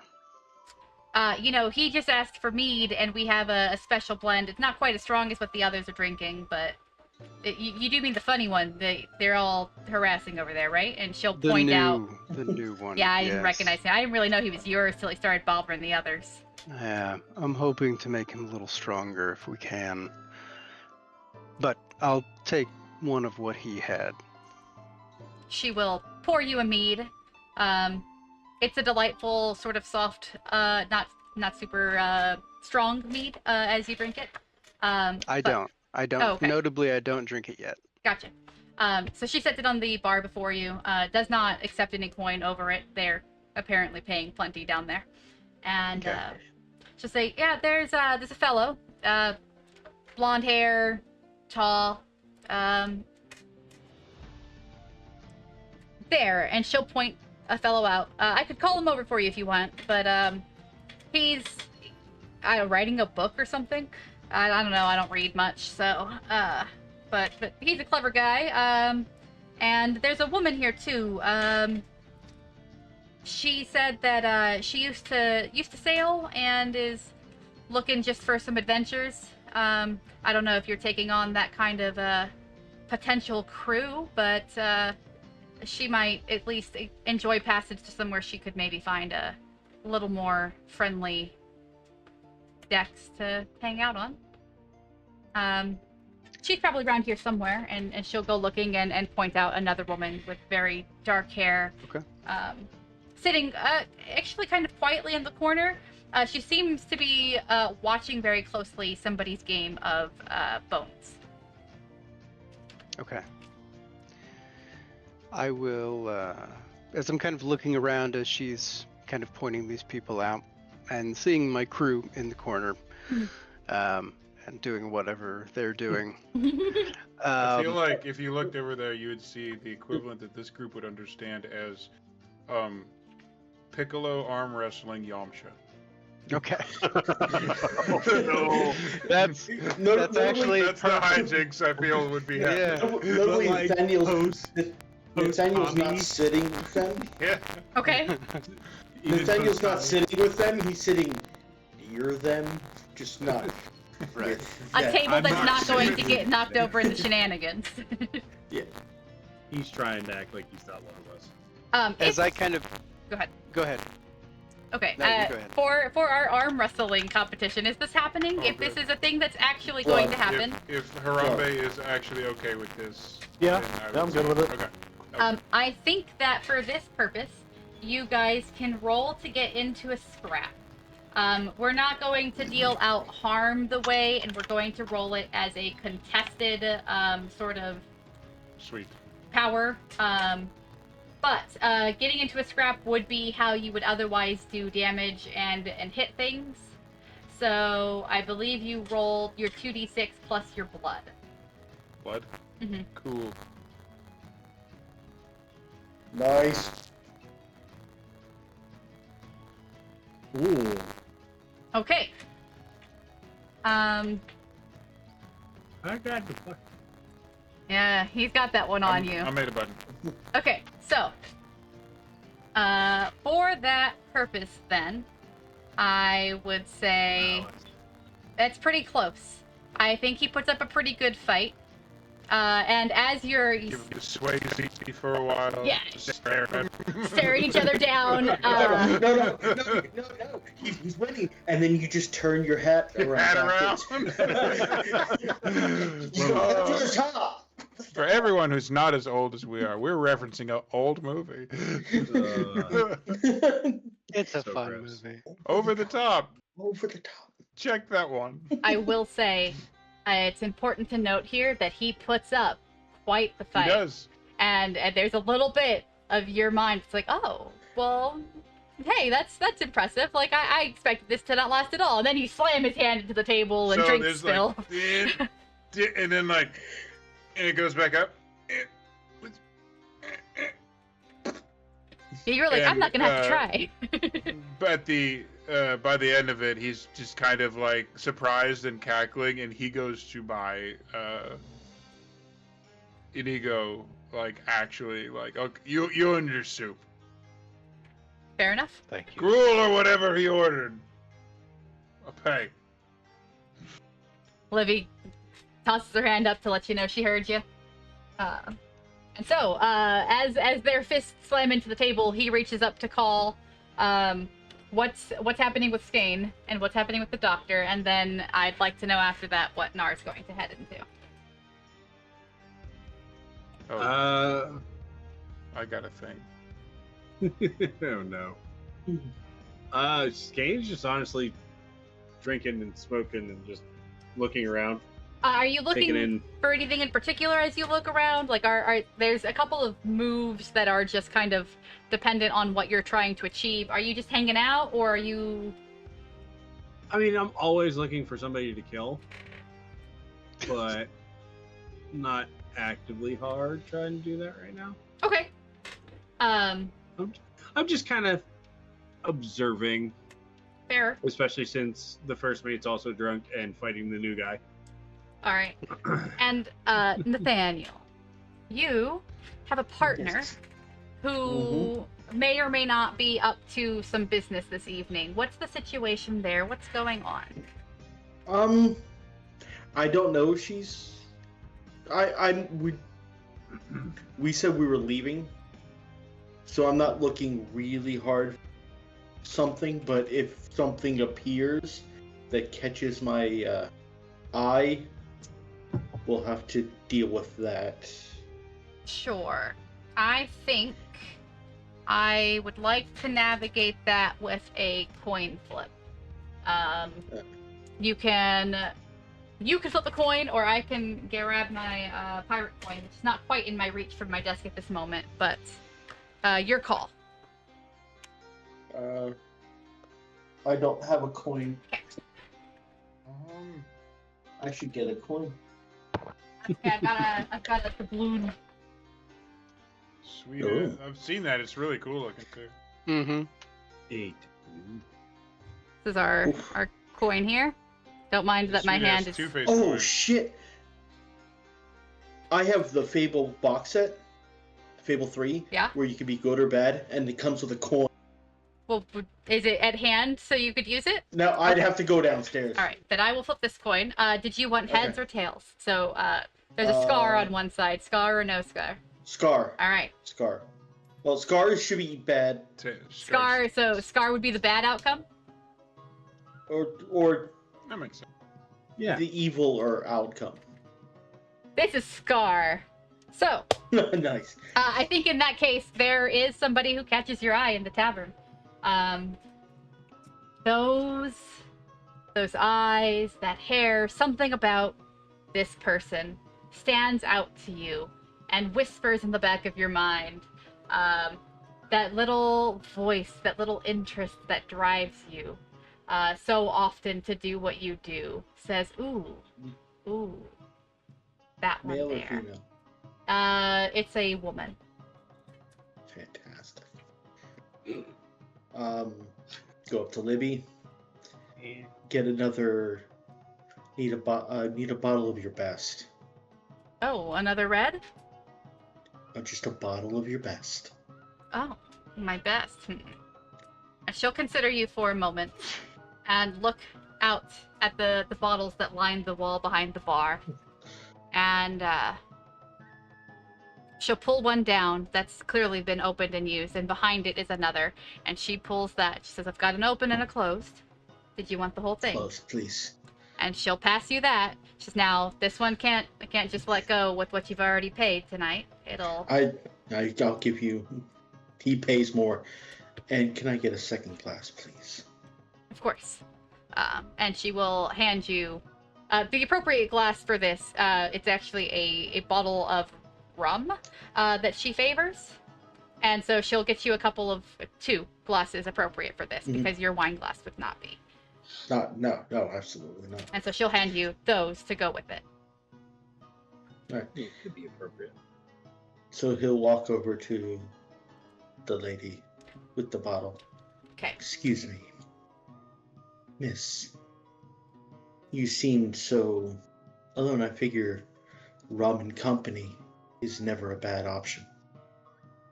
Oh. Well, I suppose if you're paying, I'm a fan of rum. Good. If I may see it. Well, I think I should know your name first. I am Nathaniel. Oh, well, Nathaniel. My name's Elaine, and it's a pleasure to meet you. Please. Oh, it is a pleasure. And she'll gesture to the seat across. And he will sit down, open the bottle, pour her a glass, pour him a glass. Okay. She will sit and have some drinks with you while you work on Okay. getting her inebriated to some degree, I assume. Is that the goal? It's probably 2 glasses, and then he's gonna do something else. Okay. So while you work on sitting and chatting with her, I'm going to hop back over to our others for a moment. Now I'm gonna go get my coin. Yeah, absolutely. So, Yeah. I am gambling with the other patrons, Okay. doing the 5-finger game. Neat. Oh, the thing with the knife. Neat, Yeah. Finger neat, fillet. neat. Yeah, I knew it was that. I knew it was like 5-finger something. Okay. So. I mean, I'm not great at it. You can see all the blood and stuff I have on me. So. Absolutely. No, it's a trick. Sure, How that's you what get 'em. that's from. hustle 'em. There is a gamble. So, when you gamble, now this is typically something we do during downtime, but I would like this to work because I think it's fun. So, you can roll 2d6 plus your Spitfire to see how that goes. Oh, no, but I would like to hear, Spitfire? yeah, your Spitfire, indeed. I'd like to hear how you join this game, how you set up your game. You know, you're coming to a table and then presumably getting these people to play with you. And I would like to hear how that sounds before you roll. Oh. Well, I mean, he would just be loud and boisterous, and I think the first person I challenge would be the new guy. Oh, interesting. You approve your medal? He pulls out the knife. Which way Alright. your mouth is, little one? All right. When you gamble against your teammate here, your fellow crew member, I'm not going to give you any sort of treasure as a prize. This is the gambling of wits and bravery, not of money. Yeah, if you're down to try, then he's just challenged you. Who goes first?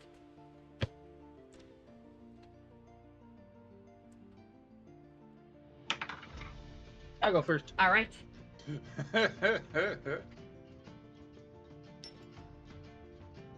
It's not a perfect one, but it'll work. Hey, it's not a miss. That's all that matters. That's a kitty. Aw. Oh goodness. Okay, All so with a 9, I'd say you do a very good job. You don't even get close to nicking your fingers. You're like, come on, little one, let me show you how this is done. You slam your hand on the table and you start with your knife. Make a couple of passes, a good deal. Let's say like 4 passes before you just barely nick one of your fingers and you have to stop. Can you top that? Yeah. Nope. Okay, Are you -1 on your Spitfire? so Yep. on a miss, you can mark 1 experience on your character sheet. For our In case drunkenness, you learned something. I did not give you guys experience, so we were just seeing how drunk you were. But for this case, you certainly can have that.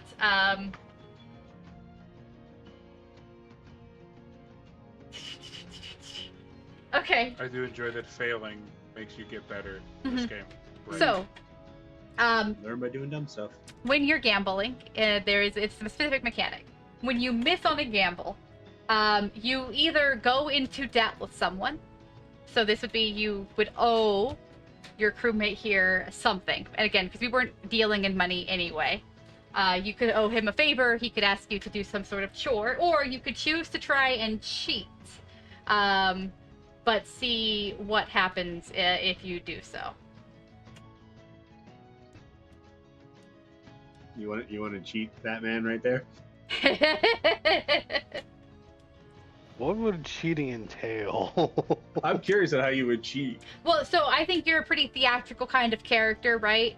I would say that in this kind of case, you could try to pull off some sort of like distraction or some sort of like grand, oh, I'm gonna flip the blade and do some sort of like fancy trick with it in order to distract from the fact that you've just marked your finger more quickly than he had, or something of that nature. You could decide. I can come up with something for you for what that looks like. But yeah, I think you have some options. But essentially, given your character's playbook, I think putting on some sort of additional show to distract from having done badly would be probably the play for cheating. Yeah, I'll do that. Okay. So, Skane, Pushing the luck every chance. you do this, Skane, right? And you've just done this. You've made 4 full passes of your hand before you've cut a finger, and you're like, all right. You slam your knife into the table, close to close to Inigo's hand, intimidatingly so. And you go, all right, your turn. And he picks up the blade and gives it a couple of twirls in his hand. He's like, oh, of course, right. It's my favorite game. I'm the best at this. And he looks a little nervous. He gives it another spin, and he's starting real slow. And you know that that's okay. You can speed up as you go. You get a pass or two as you get to speed. And as he starts to move, he's adding some flair, right? He tosses the blade on one end. He's absolutely hamming it up for an audience who probably doesn't give a shit. Until eventually, what he's doing instead of stabbing the knife between his fingers is stabbing it outside of the range of his hand, but quickly enough that you can't necessarily tell it's not really close enough to be harmful. He makes a couple of passes until he's beat your score, as it were, and then stops and throws his hands up, slams the blade back into the table, and says, "Ah, well, what do you think?" I would Looks still be over at the this table. table. Good. I would say I'd still be at this table, right? Mhm. He's watching it. He's gonna not actually say anything to interrupt. Like, he's noticeably gone from happy drunk to more serious drunk. For reasons which will be explained later. So my guy would kind of like look over the table and like look at him and like look over the table again and be like, there's a lot of marks that don't look like they should be where they should be. You sure you're not gonna play this game?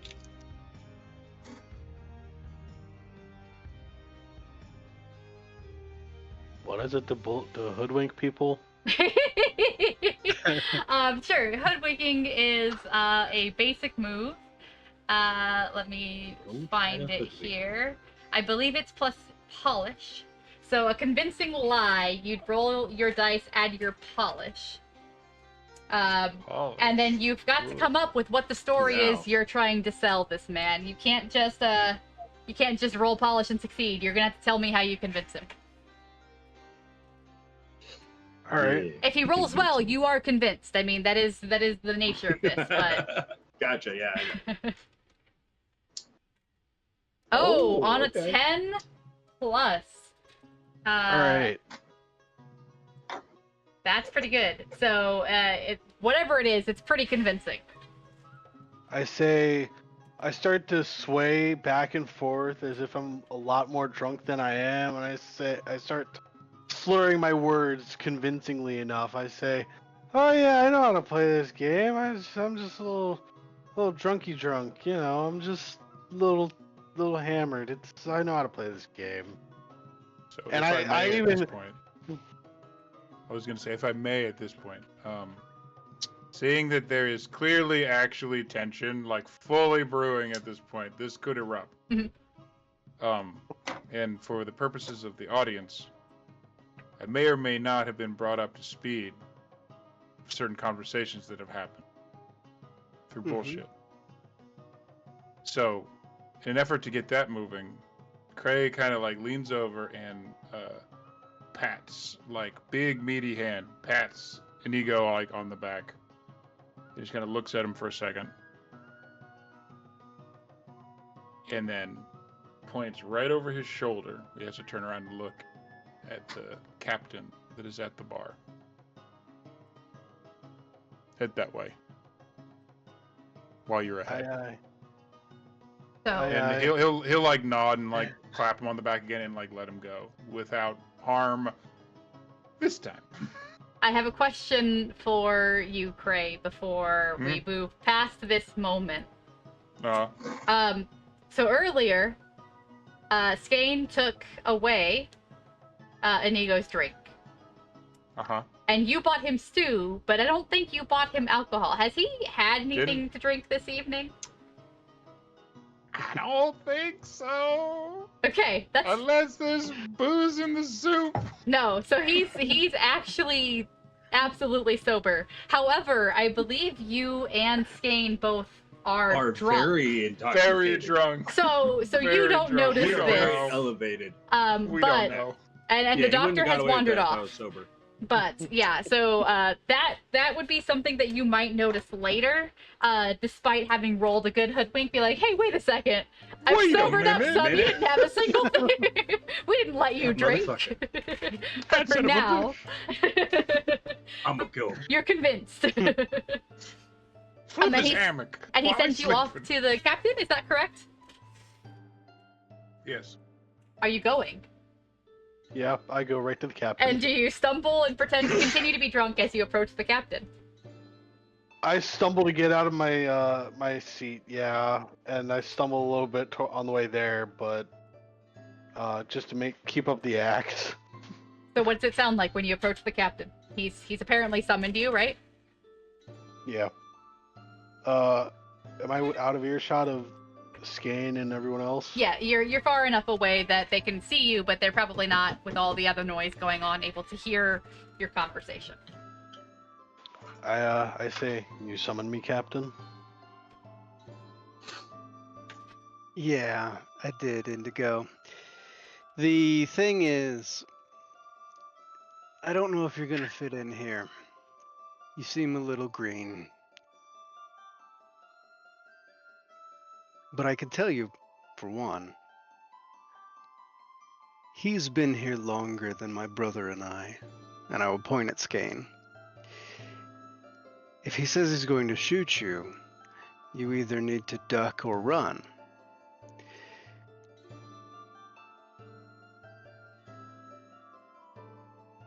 And it probably isn't a good idea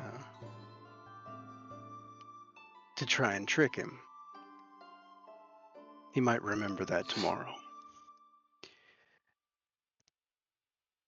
Anyway, I have something I want you to do. And I'll take that drink that I bought and I'll slide it over.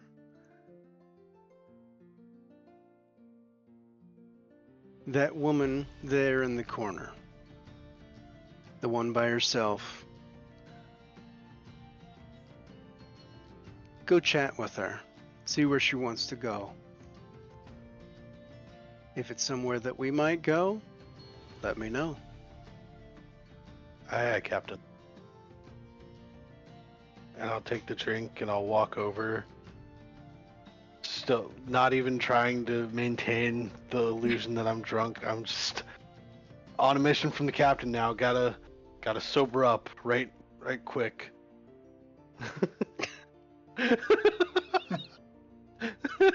And I walk over to the woman in the corner. Yeah, tell me what that sounds like. So this woman is sitting, she's, sorry, 1 second. Yeah, she's, got a book in front of her. She's dressed, fancily, but not in such a way as to draw attention to, like, potential wealth or anything. But, like, she looks fairly proper. You get the impression looking at her that she's probably not a pirate. She's probably not necessarily a law person, maybe just like a common born, regular average Joe, or Jane as it were.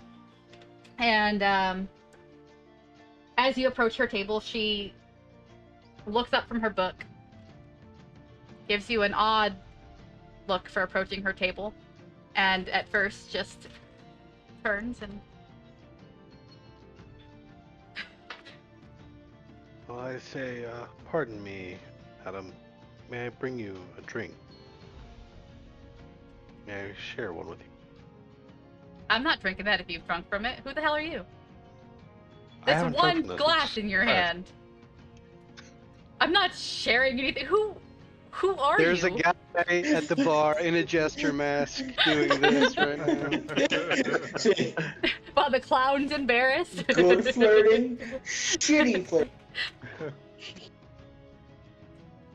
Well, yeah, I should exactly. say this drink is for you regardless, madame.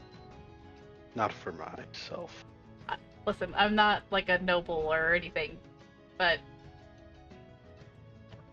hey, Liv, and she'll holler, did you pour this? Have you done anything to the drink, Captain, since Liv gave it to you? I mean, you were standing right in No. front of her, right? So Yeah, no. she'll She Liv will would've look at you and been be like, privy to it the entire time. she'll look at you and be like, you didn't do anything. You didn't do anything. You're not trying to. I had assumed it would have been a good icebreaker for him, but obviously he's beyond my help. I don't know what else to do. Yeah, it's fine. And so she'll take the drink from you and like sniff it and like look really closely to see if there's anything floating in it. She'll be like, all right, From the Liv. other tables you hear, ooh. She'll take a drink. Apologies, my words are poor when initially meeting a lovely lady. I'm flattered. This is kind of rough to watch. Real level. Oh, It's amazing that in real life I have a girlfriend, honestly. So it amazes me. oh. Self-burn, so rare. Really, madam. So You're just giving me Ben Stiller from Dodgeball vibes, and I'm not. what is it I Sorry. can do for you? Nobody makes me bleed my own blood. Inigo will say, perhaps a conversation to start? Well, you're doing so well, so I don't see why not. Damn. 10 coins, he doesn't get to sit down. I can't take that bet. May I take a seat? She'll look Standing you up and down. talk. What for our audience? We haven't done like an introduction about what you look like. So as she looks you up and down when you ask to take a seat, why don't you tell us what you generally look like? As I find the picture. So, I look like one of those almost semi-edgy emo kids from like the 2000s in some ways. I have like a coat and some pants and a hat, and the coat kind of covers my face a little bit. But right now the cover is down, so you can see my whole face. I have a small beard and piercing eyes. I'm relatively tall-ish. I'm not a muscle-bound guy by any stretch of the imagination. I'm more of a skinny guy, but you can tell by my demeanor I am being nice and polite. She looks you up and down, and we're definitely gonna have to work on your pirate outfit because right now you look like a Navy guy. But she'll look you up and down and be like, "So what? Are you some sort of law guy?" Oh, quite the opposite. The opposite. I see. So, and she'll look around and go, "A seafarer." Sort of new to the gig, but something like that. I'm waiting for tips tricorn, milady. I was going with like, oh no, he found out he was on the monster ship. She was like, hot topic. That's it. That's the one. Oh, we're monsters. I need more spikes. Yeah, And- man. I guess you can sit here. Inigo will take a seat. We'll say, "My name is Inigo. May I have your name?" No. Damn! It's just a sound of like coins being pushed across the table over where we are. It's not clear who's taking what bet.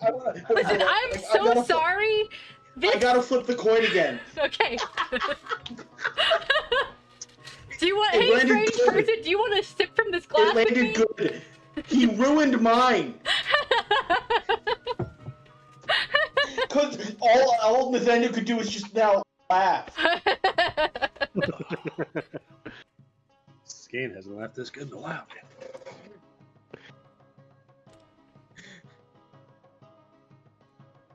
Listen, man. You clearly want something. You've bought me a drink. You're harassing me at my table. I was reading a book and having a great evening. But if there's something you'd like, I would like to know what it is. And then I would like to go back to reading. So... You catch me as someone that is tired on a of journey. bullshit? That too. Sure. You're on a journey somewhere, right?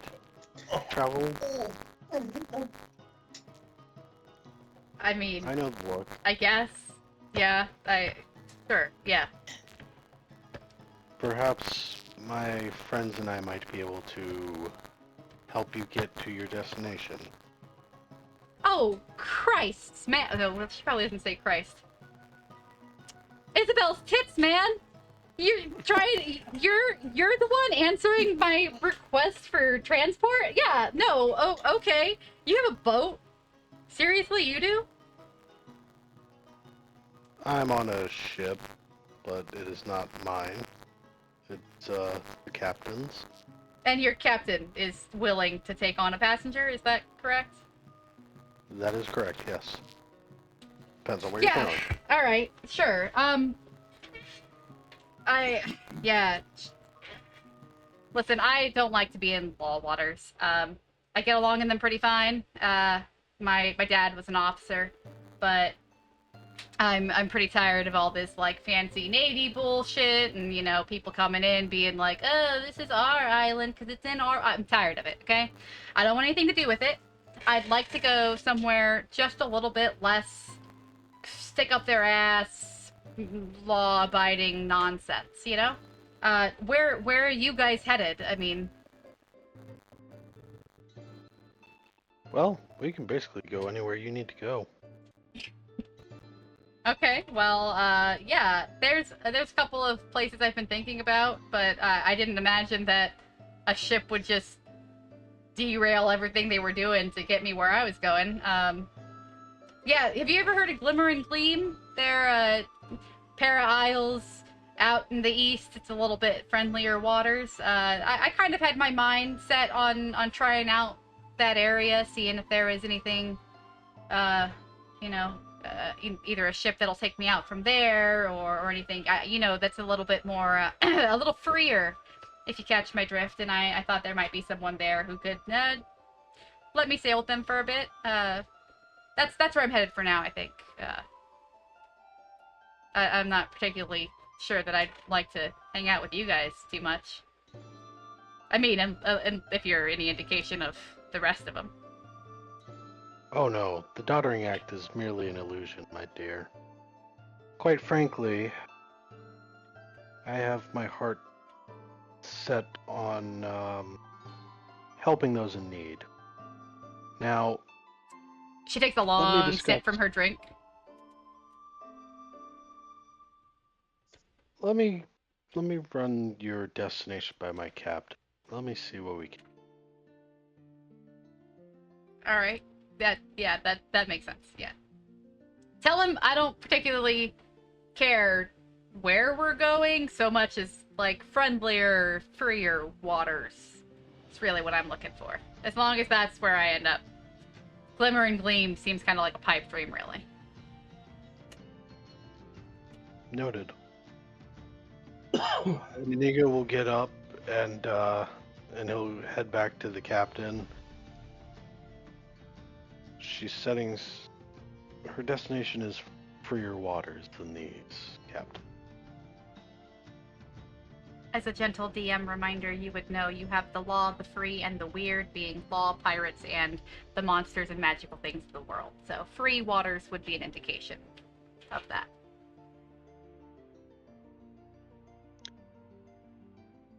Did she give you a name?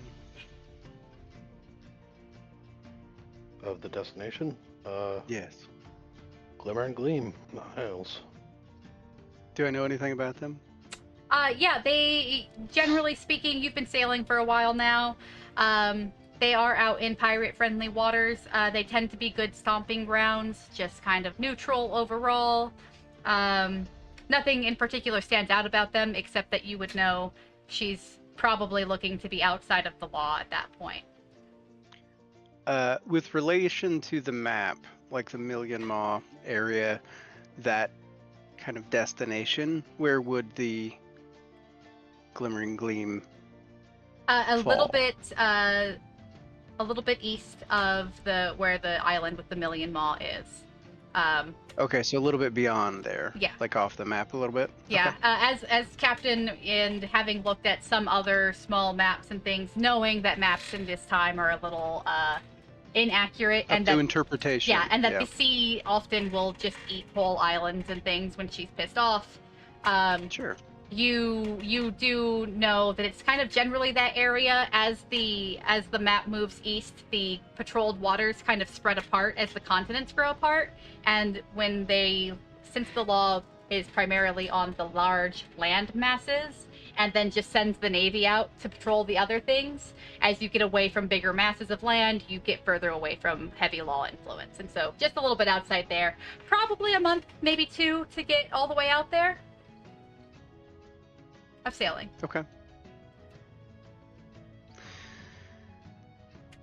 I will kind of get up from the chair that I'm sitting at and kind of go behind and put my hands on Dorito's shoulders and push him down into a chair. Sit here for a moment. Aye, Captain. Livy, could you explain what a woman is to this young man and how best to talk to them? There is uproarious laughter from a table. And then I will go over to this woman sitting at a table. Livy begins to walk you through all the ways you bombed that interaction. and All absolutely deadpan.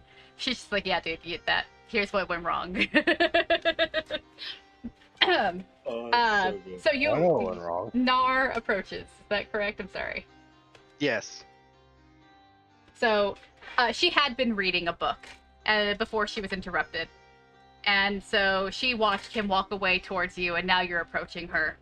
So as you approach, she looks up and goes, "Are you... Listen, forgive me, but, like, you're not giving me a lot of confidence based on your dress after that guy. I'm just a little concerned about all this." What book is she reading? It's a novel. Let's do an epic poem sort of novel, right? Okay.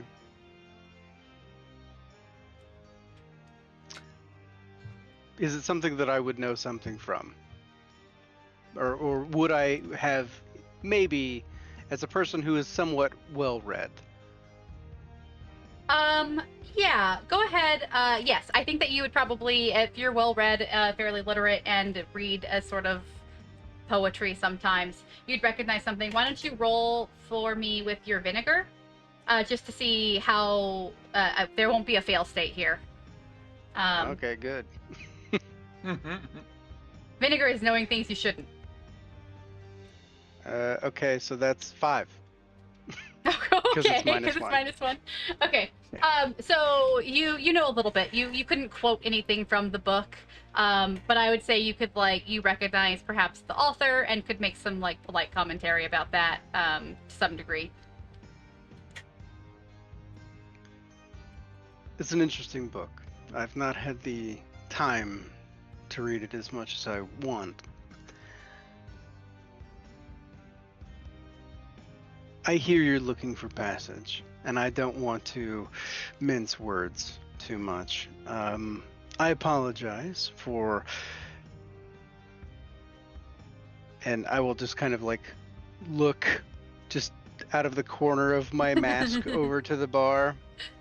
You feel 4 sets of eyes turn to you while Livy is still speaking, and then the pressure of their look leaves. I had assumed, perhaps incorrectly, that he would be a little more tactful. To answer your question that I'm sure he mentioned, I'm willing to allow you passage on my ship. I hear you're headed towards the Glimmering Gleam, and it just so happens that I might also be headed that way. If you're willing to work, and you're not afraid of people like myself, and I gesture at the table where my two large drunk friends are, and him, then I believe that you could accompany us as far as we're willing to take you. Really quickly, is Cray currently shirtless as he is in the photo, or is he wearing more? Absolutely. Oh, I was saying, No. does he even own a He's shirt? just Okay, awesome. just all straight up that.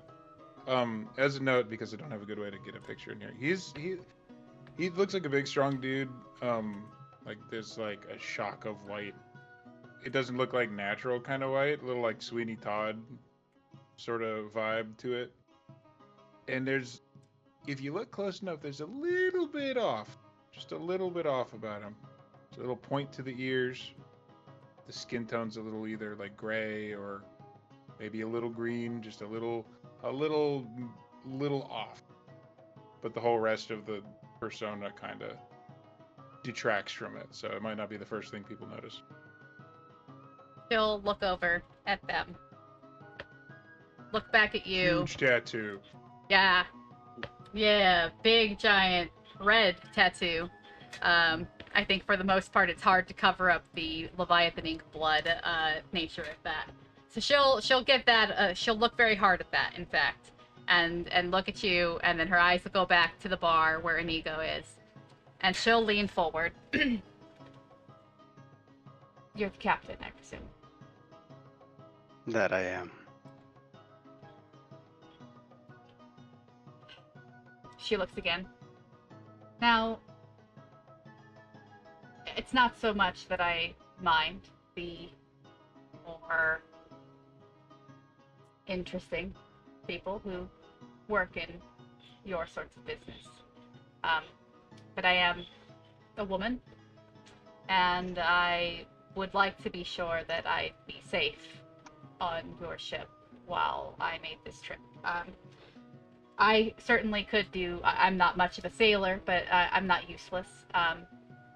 I actually, and I should tell you this now before you agree to anything. My father was a commander in the Navy, and so I know their types. I know how to deal with their types. If nothing else on ship, I could help you in situations where you ran across those types.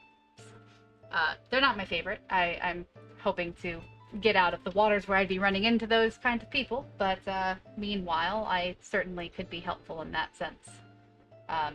But I want to be sure that safe passage was part of the deal, unharassed by your crew.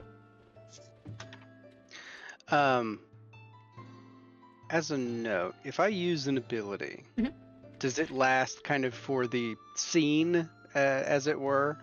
Or do I have to activate it kind of every time? It How depends does that on work? what are you trying. It depends on the ability and what you're trying to do. It's one of my channel abilities. I believe the channels have endpoints that you essentially decide. Oh, it says the power lasts a scene. So would that be like the entirety of this bar scene? Yeah, I'd imagine so. The entirety of the bar. Okay. I would like to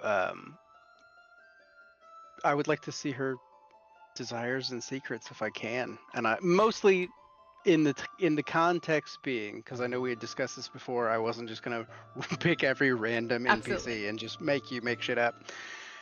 Mostly in the context of how forthcoming she's being with information, and if there's anything maybe deeper that she's trying to hide. Okay. If I can do that. Yes, absolutely. I would say also did you roll for this earlier when you did it, or were you using the other ability? You didn't have me roll for it. It was the same thing, Okay. but you just kind of gave it to me. We probably should have rolled for it. That's right, I because you can- have I can two, do and both. so yeah. Why don't you go ahead and roll for it now? I'm not sure what I had to pull up the playbook to look at what the ability is, in particular. But yeah, why don't you go ahead and roll that for me now, as it says in your book. Nice. 12. Cool. A 12? Are you kidding? That's fucking cool. And you're channeling for your power here to do that, right? And you Correct. did that before, so. And I would like to keep it on because I'm also going to talk to the chronicler after this. Okay. If you'll allow it. If not, I'll roll again. Whatever you want. You do have to spend a luck when you chant. Do you have a luck to spend? You should, because you have, I think, Oh, yeah, Spitfire, I do. right? Yeah, okay. Yep. On a miss. Doesn't say anything about a 10 plus. I like the idea that you get a little bit of bonus out of a 10 plus on a hit. A lot of things have those built in, but not all of them. In this case, Okay. with a 12, I feel like that's impressive enough to warrant something. So, yes, I will say this maintains, and you can take one hold to use a channel ability again without having to roll in a new scene. Oh, okay. So, mark, I guess, what we're going to call a channel hold. And the next time, because you rolled so well this time, you won't have to. The next scene, rather. So, you Sweet. are looking for Deep Dark Desires. Here's what you find. I basically made Lucifer from the show. Oh man, well I hope you're more charming God. than than your other crewmates have been so far. It rolls well with that. We're fucking charming. Yeah, so you don't get a lot from her in this instance. What you do see is that she is being very forthcoming. She's being honest with you. And it was true when she said that her father was a former commander in the Navy. You get the impression that there's that while that's true, there's more to that story that she isn't sharing with you. But not necessarily in such a way that makes you think she's trying to cause trouble. Just like, she doesn't have to tell you everything. Right. And that's not right. That's not what I'm going after per se. Right. And so additionally, sorry, you're looking specifically again for if she's being truthful, if there's more to the story, and there was one more? Or is that it? No, that was pretty much it. Just Okay. So then, trying yeah. to gauge her overall truthfulness and see if she's hiding anything.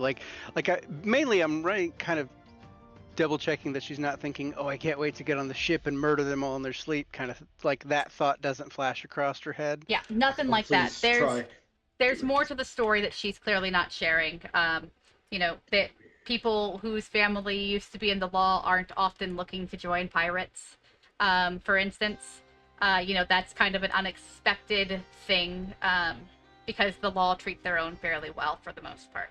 So the fact that she's leaving is weird. She's not telling you why in this moment. But yes, you do get the signal, the auras of whatever that's happening. However, you'd like to perceive that she is being honest, and she doesn't seem to have any sort of ill intent in this request. Okay. I will then kind of sit down in front of her and put my hand, cross my arms on the table. Mhm. I guarantee, as captain, that you will have safe passage, that you will be allowed to exit, leave, whenever you wish. I have no intent of keeping you prisoner. I don't need any more mouths to feed. Have you seen what I'm working with? Loud belch from across the room. I do, however, request one thing in return. At some point, after you have come to see that I am true to my word, I would like to know why the child of a former naval commander is joining my livelihood. But I'm a patient man and willing to wait. Well, we'll have plenty of time if we're making our way all the way out to Glimmering Fleet.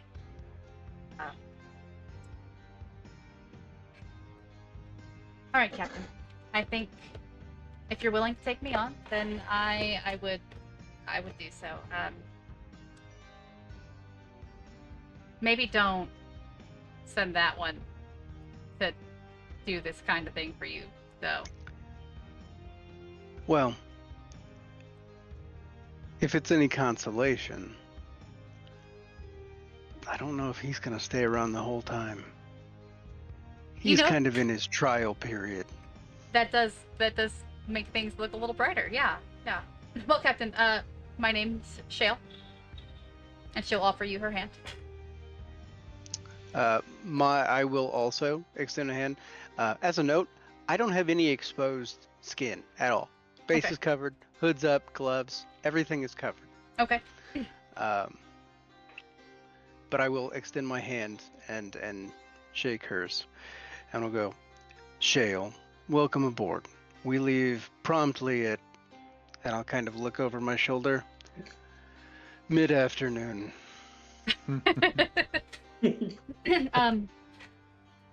Well, I'll have to.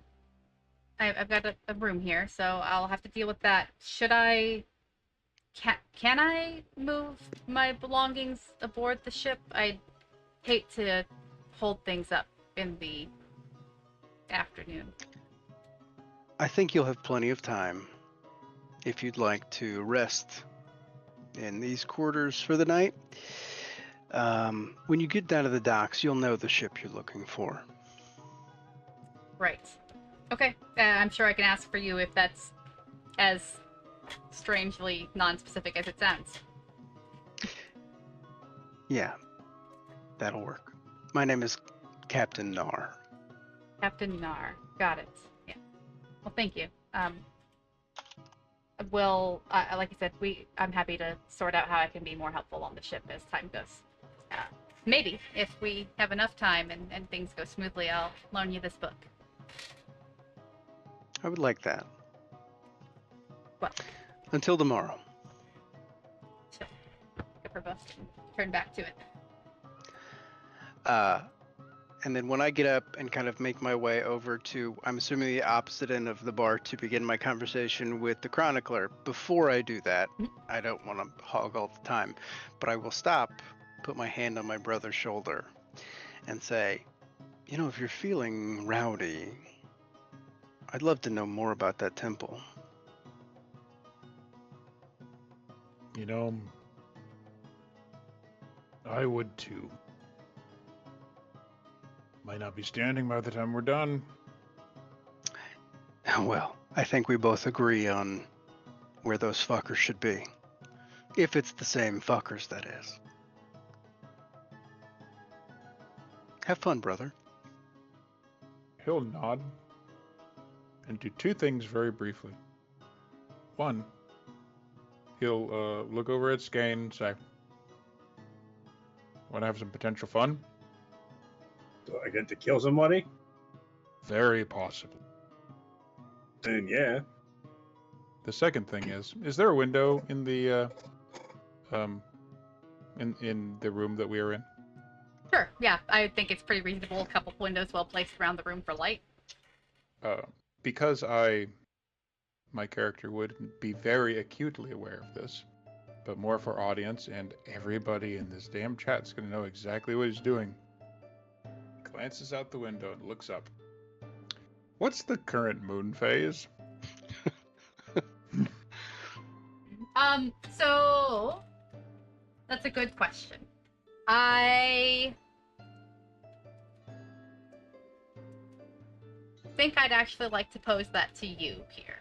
instead. Oh, good. Why don't you pick where we start, and then I will track. So if you would like this to be relevant, then by all means. If you would like it to be as far or as near. Let's say, just for the sake of funsies, let's say we're like a night or two away. Okay.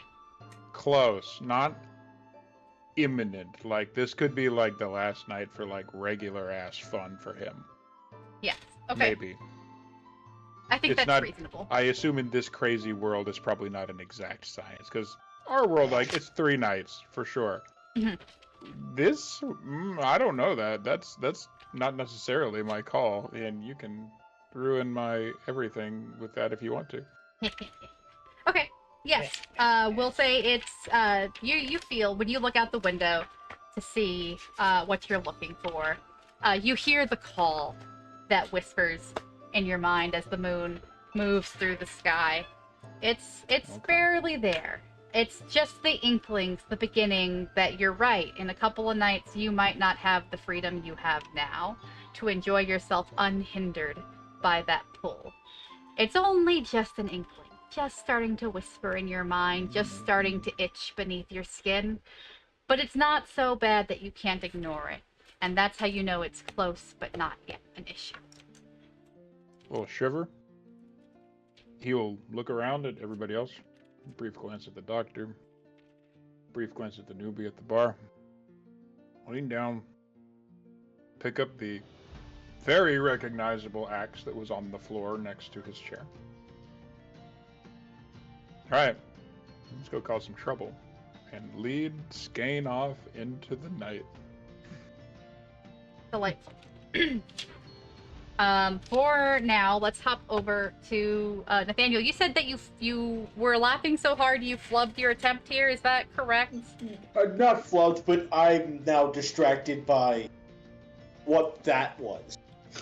That's fair. As you stare, I was like, because I was, and then you're cutting out real bad, darling. I'm sorry. You got excited, and you should be, but Yeah, like, so he was really smooth, and then his not smoothness fucked up his, and it was just like, broke the flow, man. yeah. Oh, Harshing the vibes. so you know that guy, huh? Unfortunately, this is before they leave, so Right. so it's he drinks a couple, and then he decides that another day Oh, it might be better. I'm leaving in the morning, and there are things that need to be accomplished. I see. Well, But next time we're through, I'll definitely have a rain check, and believe me, I will be very much looking forward to it. what stat for as far as your ability to talk to people between your vinegar and your polish? You Vinegar lean is better. vinegar, right? Yeah. Roll for me plus your vinegar to see how convinced she is to meet you again. Oh, that wasn't a... okay.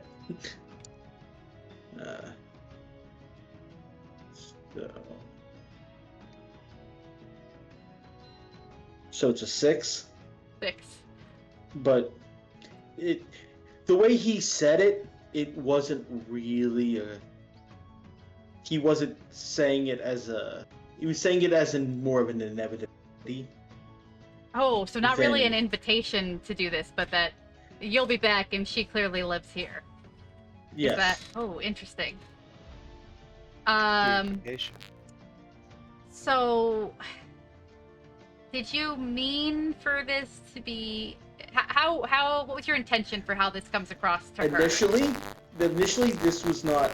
That's not how this was going to go. But that's something pulling at him. That's. Okay. So something that's your coming response out. to your role, is that it's more of an less of an invitation and more of a, Yes. of a promise. Got you. It's- Okay, it's I like a- that. It seems like a statement. More. It's a statement of fact more than a But because it's a 6 and not lower, Mhm. it's still vague enough that it could be, but it's... Have you seen How I Met Your Mother? No. Okay. I know it doesn't There's surprise you at all. It's fine. I can explain it. It's a Dahmer Dollar. Okay. It depends on... You can say something, and it either comes off really or really not, Okay. depending on the viewpoint. So it's kind of mysterious. You've brought her a couple of drinks. You laughed at what was a very funny interaction while sitting at her table that she got to partake in. She'll look at you as you say this and go, "Well, you sure do seem confident, hmm?" But maybe I like that in a man. If you come back and I'm around, and we'll see what happens, I suppose. I suppose. It's only... But the fates intertwine more than once. And as Kanan, wow, I forgot your character's name. Right. Talk. Cray. Cray, get up and leave. He will leave the bottle with her and join them. Very interesting. Okay.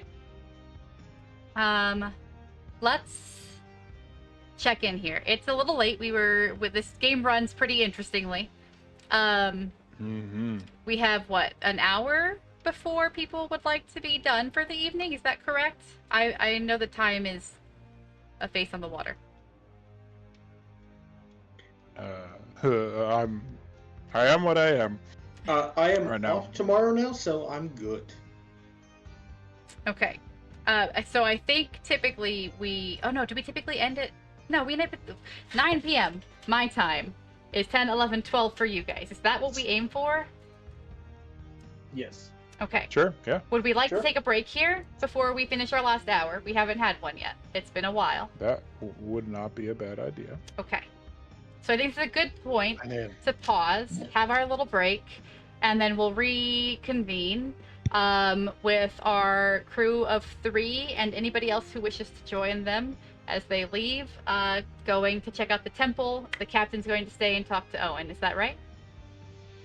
Correct. Sounds right to me. On the way out, since he will stop by the captain and go, Vivian is still on the boat if she wants to. If she needs more convincing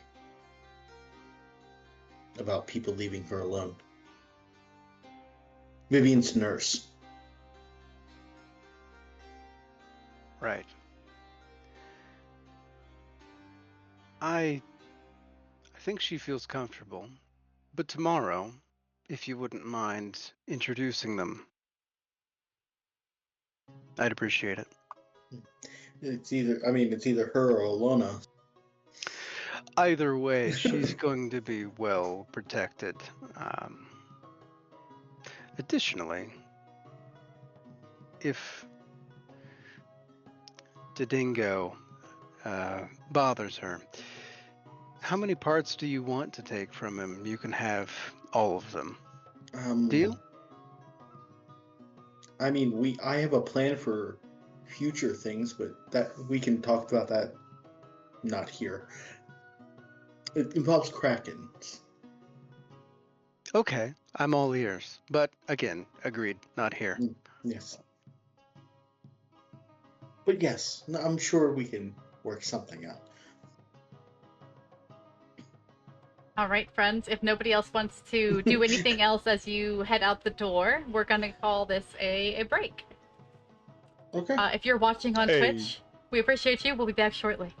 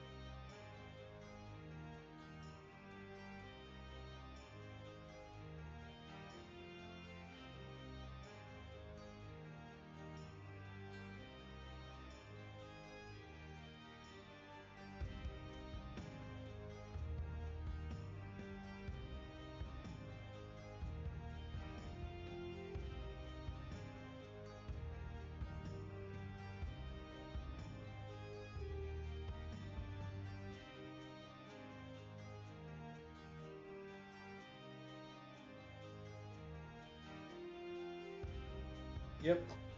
Hello again, everybody. We're back. Whoa. Oh no. Hi, Jorge. Oh no. We are going to do a little bit of a jump here. I don't necessarily, unless you guys are super set on wandering through town to find the temple, I would like to hop us there. Yeah? Sure. Yeah, that's great. So, Inigo, are you joining them? Or are you staying at the tavern with the captain? Or are you getting off to your own devices? I'll would go with give the you- others. I would say Cray would probably have given you a look like you're coming, and not pushed you one way or another. Left it up to him. Yeah, I'd go with them. Fabulous. So, you wind your way through the streets. It's dark at this point. It's getting a little bit late into the evening, but not so much that there's not well-lit streets and a light to find your way by, which is great because when you get to this temple, it is a kind of dinky little shack. Oh, It is, good. in fact, quite familiar to you, unfortunately, Cray. This is exactly what you think it is. The building before you has been cobbled together, some wood, some stone, but the depictions of creatures from the deep crawling out of the ground on their hands and knees headed towards the temple is clearly what they've spent their time and effort on. As you weave your way between these figures and approach the shack, a person does come out to greet you. There's a man in a hood, very, very monk and or priest-like in appearance. This is not an intimidating appearance. It's not like I'm covering my face, but rather, I'm such a humble man and I wear these cheap clothing. Yes. You're May I familiar ask a few with questions first? this. Mm-hmm. Before he speaks to you? Well, it might be even more than that. 'Cause I Okay. don't know if we would be approaching this place just up front, saying, "Hi, how you doing?" Yeah, I wanted It might be more akin to, because I know our group. This is a temple, right? Mhm. We have a band of Vikings that might just go church burning. We'll see. So, Okay. it's a little. Where in town is this temple located? Is it close to a lot of buildings? Is it very close to public? Is it like off to it's like outside of town a little bit? Is it a little isolated? Are they away from people? Are they taking shelter with all of the people to So prevent arson, perhaps? it sounds to me like you're trying to size up the situation, figure out what's happening. It sounds that sounds also correct. like you would like to do that before getting close enough to be weaving between these figures that you can see. Is that correct? Okay. Yes. Is that also what you were trying to pinpoint there, Skane? You were I was raising your also hand? I was also more of just as we were kind of walking to this temple, Skate would have been like loading his pistols, going, "Okay, who do I need to kill?" Okay, so you're setting up, getting your maintenance ready, making sure that your weapons are ready to be fired. Is that cool? Okay. Always. All right, fabulous. Yeah. So yeah, then we'll backstep just a little bit. From a distance, you do see these things. Again, for Cray in particular, this is a very familiar sight. The prostrated followers, the beginnings of like creatures rather than humans in the depictions for this temple. It's not a lot. They're not big. They haven't found a foundation here yet, clearly. But you're familiar with these types, and you're familiar with what a temple of this sort would look like, and they're on their way, well and truly. But you would like to size up the situation as you approach. Is anybody else either helping or doing the same thing? You can spend bond or Yes. luck to aid each other, or just roll your I mean, own. I would be there with him. Okay. Yeah. So are you, I will re-clarify, you can spend luck to help Cray figure out what's happening, to like take a +1 forward. You can spend bond additionally to help him. If you spend luck, you have to do it before he rolls. If you want to use bond or other abilities, you can wait until after he's done his roll. I'm if gonna you- wait. Okay, and if you would just like to also check things out, you can roll when he does. We're gonna roll 2d6 plus vinegar to size up. Okay, fine. And Now, also, if I roll, would that stop me from being able to use like bond? no, absolutely not. Okay. Okay.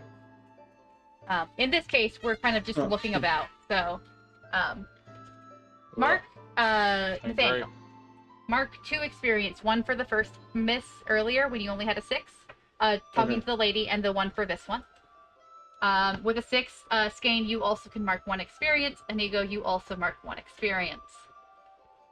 On a miss, you guys, you're seeing the temple. It's obvious to you that, I think, Cray, correct me if I'm wrong, that Cray recognizes some of this stuff. Okay. I think he has a pretty... I feel like, given your character, you probably have a pretty obvious reaction of some distaste and perhaps anger as you approach. Yeah? He gets pale. Sure. Yeah. But he has rolled well enough. With an 8, you can ask 1 question. Or you can ask, so you get hold for this roll is how it functions. You can spend your hold to ask the questions. You can have 2 hold if you stick your nose somewhere you shouldn't, potentially getting yourself into more trouble. So if you'd like to kind of stretch the danger, you can have 2 questions. It's your choice. Interesting. Basically, I feel like I have a good sense of there's people here. Mhm. There's it's the type of temple that I think it is. Mhm. The question that I want to ask is how embedded in the town, not like physically, is it? Is it like in a place that they are isolated and no one will notice the things that are going on at that place? Is it far enough outside that it won't cause much of a ruckus even in a rough place like this? Or is it like very close to town and surrounded by people so that any hectic situation will be picked up quickly? Okay. So this is, I think this boils down to essentially 1 question, which is like... Yeah. Yeah. So for 1, without any additional penalties in this moment, as you've just made your way to this place, you were able to find it given the directions, down to the docks, and as is pretty common in a port town like this, once you get out past the docks, away from the main part of town, it is a little more secluded. Oftentimes, temples will be built in this kind of area. It gives a sense of peace and serenity to worshippers. People who come to give offerings and things find it that the solitary nature of a temple can really lend to the peace of the excursion. That said, this one is not so far out of town that there would be no risk if you decided to do something like arson, but it would certainly be something you could take measures to prevent. Smaller. You've got some space if that's what you're trying to do. It's close, but it's like down by the docks. It's kind of industrial. It is set back a little bit. You're pretty reasonably sure that if you caused some trouble down here, it wouldn't necessarily cause overall damage to town. Okay. So, to answer, Kane, he would probably be something along the lines of temple here to a god that's done us wrong. Never a friend to us.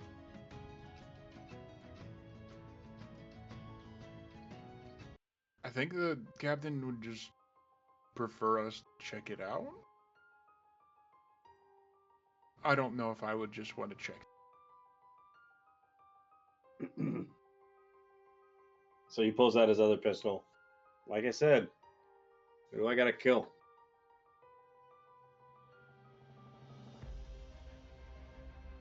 The ones you can get away with. Okay. How many doors does this building have? That's another question. That is the second question. Now, Another question. you have the opportunity to stick your nose into somewhere you shouldn't, and in fact, this temple So- is likely that kind of a place. If you'd like, or you could roll again. I would basically, what I'm gonna do is I'm gonna say this would count as sticking your nose in. Because to find out that information, it seems plausible to me that I would have to physically get closer Mhm. to see that, and then I might be seen in doing so. So what he's going to do, Mhm. mitigate that, is he's already told Skane the score. He's going to like look at the other two,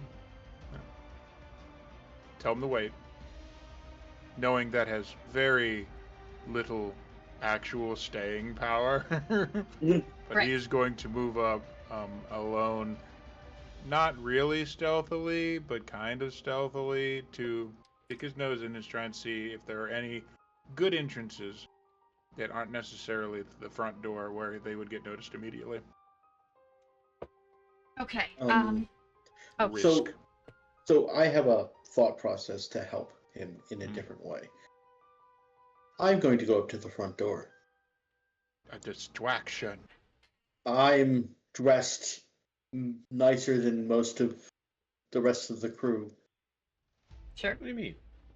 I just have a couple bloodstains. I said what I said. He's also more sober than the rest of you. That is also a true statement. I'm Well, not as except stinky except drunk for I am. Stone Cold Sober over there, who got cut off before you could start. Yeah. So, He plays a good drunk on TV. I'll go up towards the front to hopefully distract. Yeah. So for sure, as you approach, you are greeted again by the man in the very humble robes. They're a sort of muted, dappled green color that it evokes in you the ideas of like sea creatures, perhaps like a sea serpent's dark colored scales and things. They're really leaning into this whole idea. And he comes forward to greet you as you step towards him, or as you step towards the building. He says, welcome, my friend. Here, are you here to make an offering or to pray? Are you familiar with our god? I am honestly not. I have heard things about this temple, and I was curious. Well, my friend, I have wonderful news for you. Of course, we welcome people from all walks of life, and we're glad to have you. Please come inside, and I can tell you more. All walks of life. Of course. That is wonderful, because I have been ostracized for a while. It's always nice to have a place to belong to. Trying to see if they have pamphlets. You see a gleam in his eyes as you say this. You wait, they have pamphlets. Maybe I'm gonna send it to Missouri. Oh, no. I'm gonna send it to Missouri for verification before she can confirm that this is something that anyone would want to do. Great, I'm so excited. Well, I sent it into the game chat because I didn't want to cut anybody off while he was talking. But while he's kind of like talking, keeping that dude's attention, I'm like kind of sneaking up in between all the different figures and such, getting myself in a better position in case he does something stupid and I have to kill somebody. Yeah, that's fair. That I believe is just something you could pull off. I don't think you have to like roll or anything. So you're good. You're doing so. Let's see. I can do a thing. How fast can I do a thing? I'm so sorry. No, it's okay. It's So great. sorry. It's fun. Okay. Don't mind as my face gets blown up with all this white light from my computer. Okay. It's all my fault. It is. But that's alright.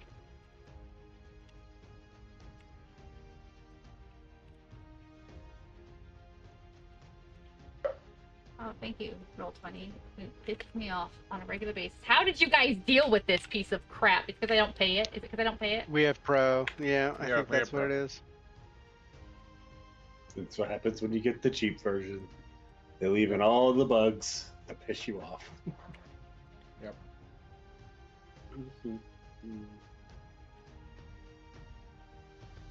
flyer, flyer, whatever. It's fine. You Yeah. guys can judge my spelling. Let's go Oh, I'm here, a judge. and then I do So much this, judge. and then you can see. Yes. You did it. Fabulous. They have That's pamphlets. That's Yes. So he hands you a small piece of paper for upcoming services. But he says, "Yes, of course. Please come in, and I'll tell you more." As you decide what you're going to do there, if you don't mind, I'm going to hop out back to Cray, who is trying to survey, sticking his nose where it doesn't belong. As you sort of, I imagine, make your way kind of around the building a little bit closer, looking for additional entrances, you spot two things that might be of note to you as far as getting in and or out undetected. There is a side door towards the back of the building. It's not a huge place. You imagine from the outside as you look, it's maybe got 2-3 rooms total. And if it's anything like temples that you're familiar with of this type, there is a big room for the common parishioners. There is a back room for private offerings and or ritual practice.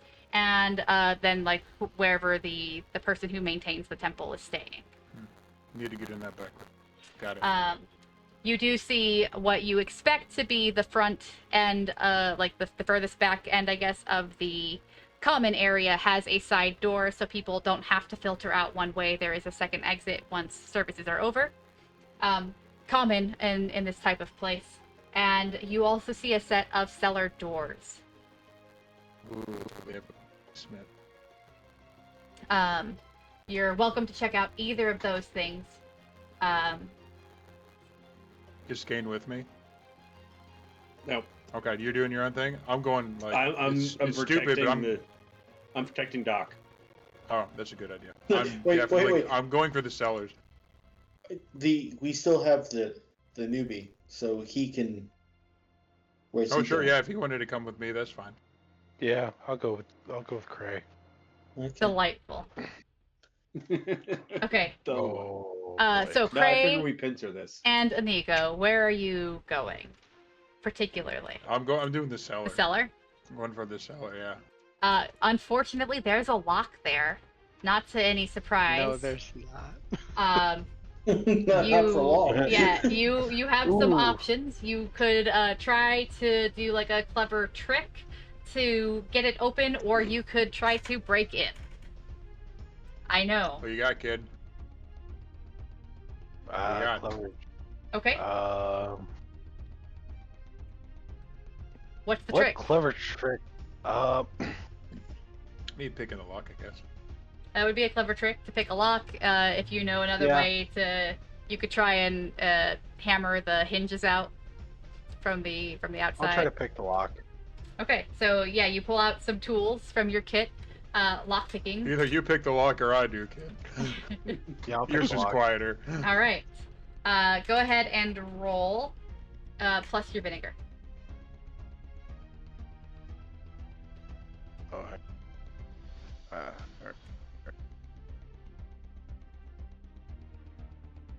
Hey, that's a Hey, very there we nice go. roll.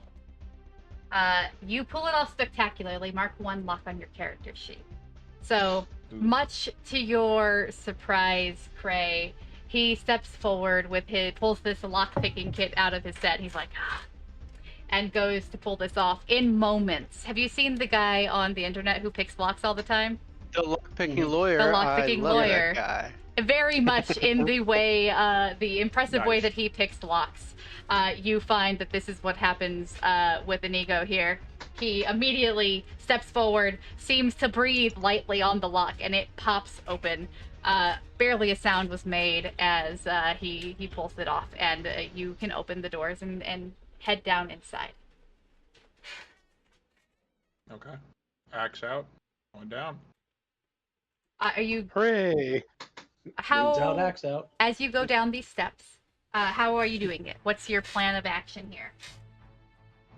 Well, not intend like stealth until combat is unavoidable. Okay. So the stairs creak creak a little bit beneath your feet as you go down, and it's dark. You're going As to... they should. Yeah. You smell damp earth and things of that nature as you get down just a couple of steps, enough that your head is below the ground level. As you move Old in, familiar. you hear a couple of things as you move in.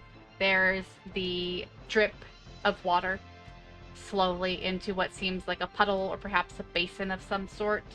And you hear a little bit of movement.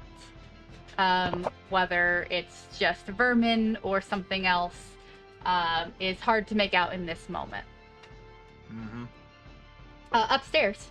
Are you going inside, or are you staying out front while he tries to convince you to come in, Nathaniel?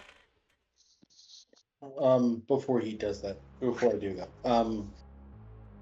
I don't feel comfortable talking in front of a lot of people.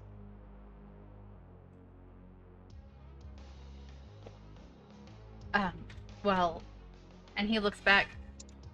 It's mostly just me tonight. There's only a couple of people inside. I suppose if you needed a quieter space, there might be one. If that's the case, that if there's not a lot of people, I would be comfortable there. Yes, please come in. It's just me and one of our most loyal inside. Yeah, tonight. So Skane will see him reach behind him on his back, and it looks like he unhitches something. Skane's seen the doctor do some things different places. Okay. Okay. So you're going in? Yes, it looks like he's going in. I'm gonna try to sneak my way and try to get stop the door before it closes and make. Yeah. I think that would just be pretty easy. This man is pretty focused. There's in fact, as you're watching what's happening, there's almost a predatory gleam in this priest's eyes as he sizes up a new convert, right? He's excited. He is so thrilled. Because he's not. They think they're the monsters. Uh-huh. Yeah, because he's not looking at the doctor. He's just looking at the person. He sees a sap he can convert. Oh, outcast? Oh, don't worry. We have a place for you, my friend. Come inside. Come inside. Let me introduce you. I know how cults work. So you're seeing this, but he is absolutely focused. Not because he gives a shit, but because, more money, more power. That's what happens when you convert. And he's dressed. It's an MLM, really and he nicely. sees a new mark. Mm-hmm. And it doesn't hurt that Well the dressed, doctor's dressed looks nice. Yeah. Uh-huh. Mhm. The jingle of Probably has coins in influence your purse. Yeah. So you easily Yeah. get inside. You do see Skane again as your doctor and this priest step down the aisle. Towards the middle, there is one other person here in the chapel area, I suppose, sitting on a stone cold bench. What does he look like? Generic. He's a little bit down on his luck. He's not wearing anything particularly noticeable. He doesn't look wealthy. It's just a guy. He's got some big hair. He's probably not a pirate from the looks of him. He's probably not a lawman from the looks of him. Does he have big gray hair? No, you've never seen Firefly, never mind. Hey! So much hair. Sorry. We made so many good references that I did get all night tonight, so... Yeah. The fact you don't get that one, though, makes me sad. Sorry. Yeah, right? We'll get you there. Space pirates. Space Pirates. Same thing. I've seen a little bit of It's a space the western. movie, but not the series. The series is That's fantastic. The series is fantastic. But Anyways. anyway, But yeah, he's just some dude. There's nothing special about him. okay. That's fantastic. But he does So, appear to be deep in prayer. Of course. So they're leaving the main chapel area? It depends. So, are you letting him lead you into the back room? You asked for privacy. He would take you into the back room. Oh, yes. If he's going to leave me in the back room, yes. I really want to scan him. You want to scan him what? I want to scan him and see if there's anything that I need. I see. Okay. Let's. And as they leave, Do you want me to roll a Spitfire? I'm not sure yet.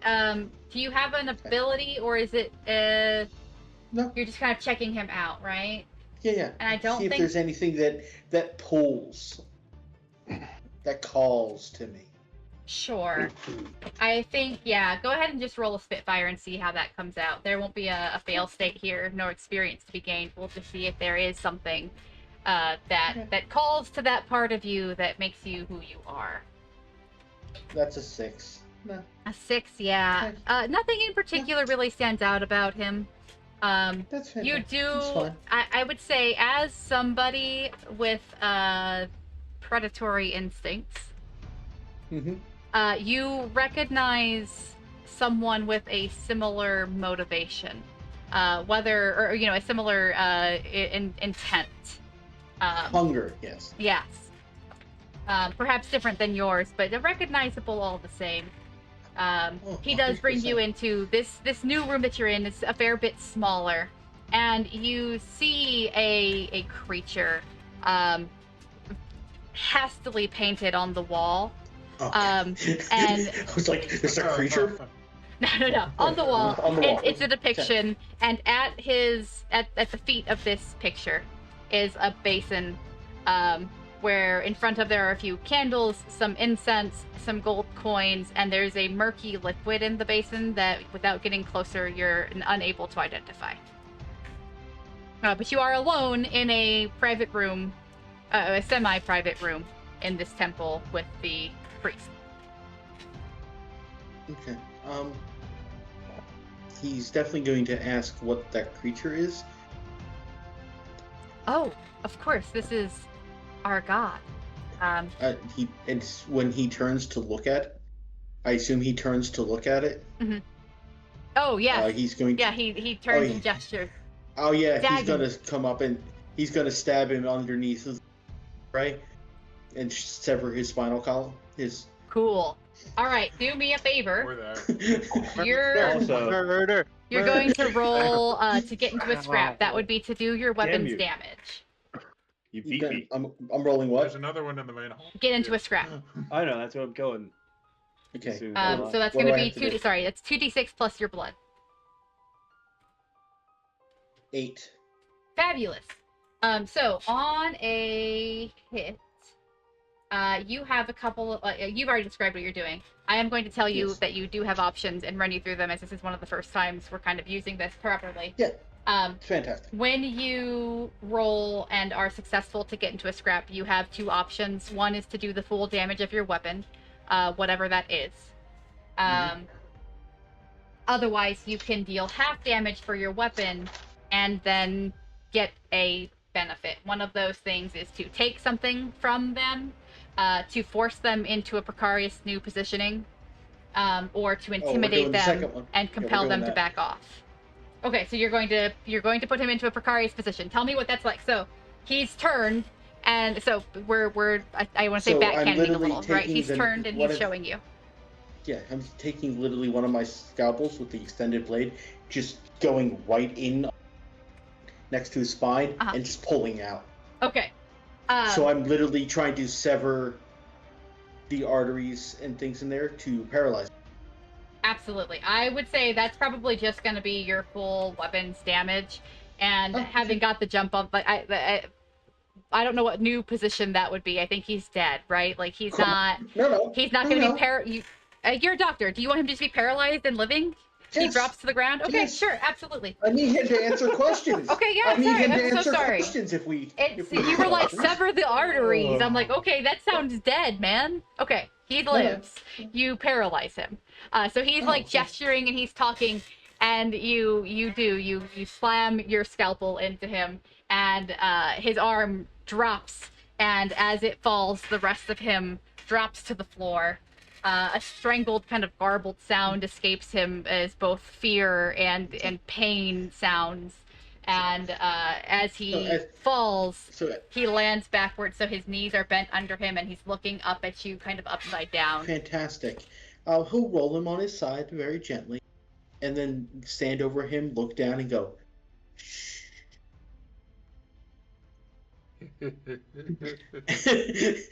Okay. All right. Did you realize that this game would just turn into a session of Dead by Daylight? Because that's what's happening. I didn't know this was kill my friends, and or kill with my friends, but here we go. That's intimidating. I think you're in a place. I think you're in a place to pull that off. I don't think you need to do an additional roll. You've just paralyzed the man. You shh, and he like, and stares at you in abject horror. You see him mouth again the word Dagon, like he's trying to do some sort of prayer. As he stays there, but he's not making noise except the occasional pain sound, or perhaps the sound of fear. I don't know that he feels much. And as he's trying to make noises, Nathaniel will go down at him and nod like, yeah. And then he'll walk over to that basin and see what's. Okay, and see what's inside of it. You are cutting out like crazy today. Sure. So you get closer and bend down to examine this liquid in the basin. It's definitely strange. You are a man who often works with ingredients that have magical power and or come from sources beyond what is strictly scientific and or human. And so as you look at this hang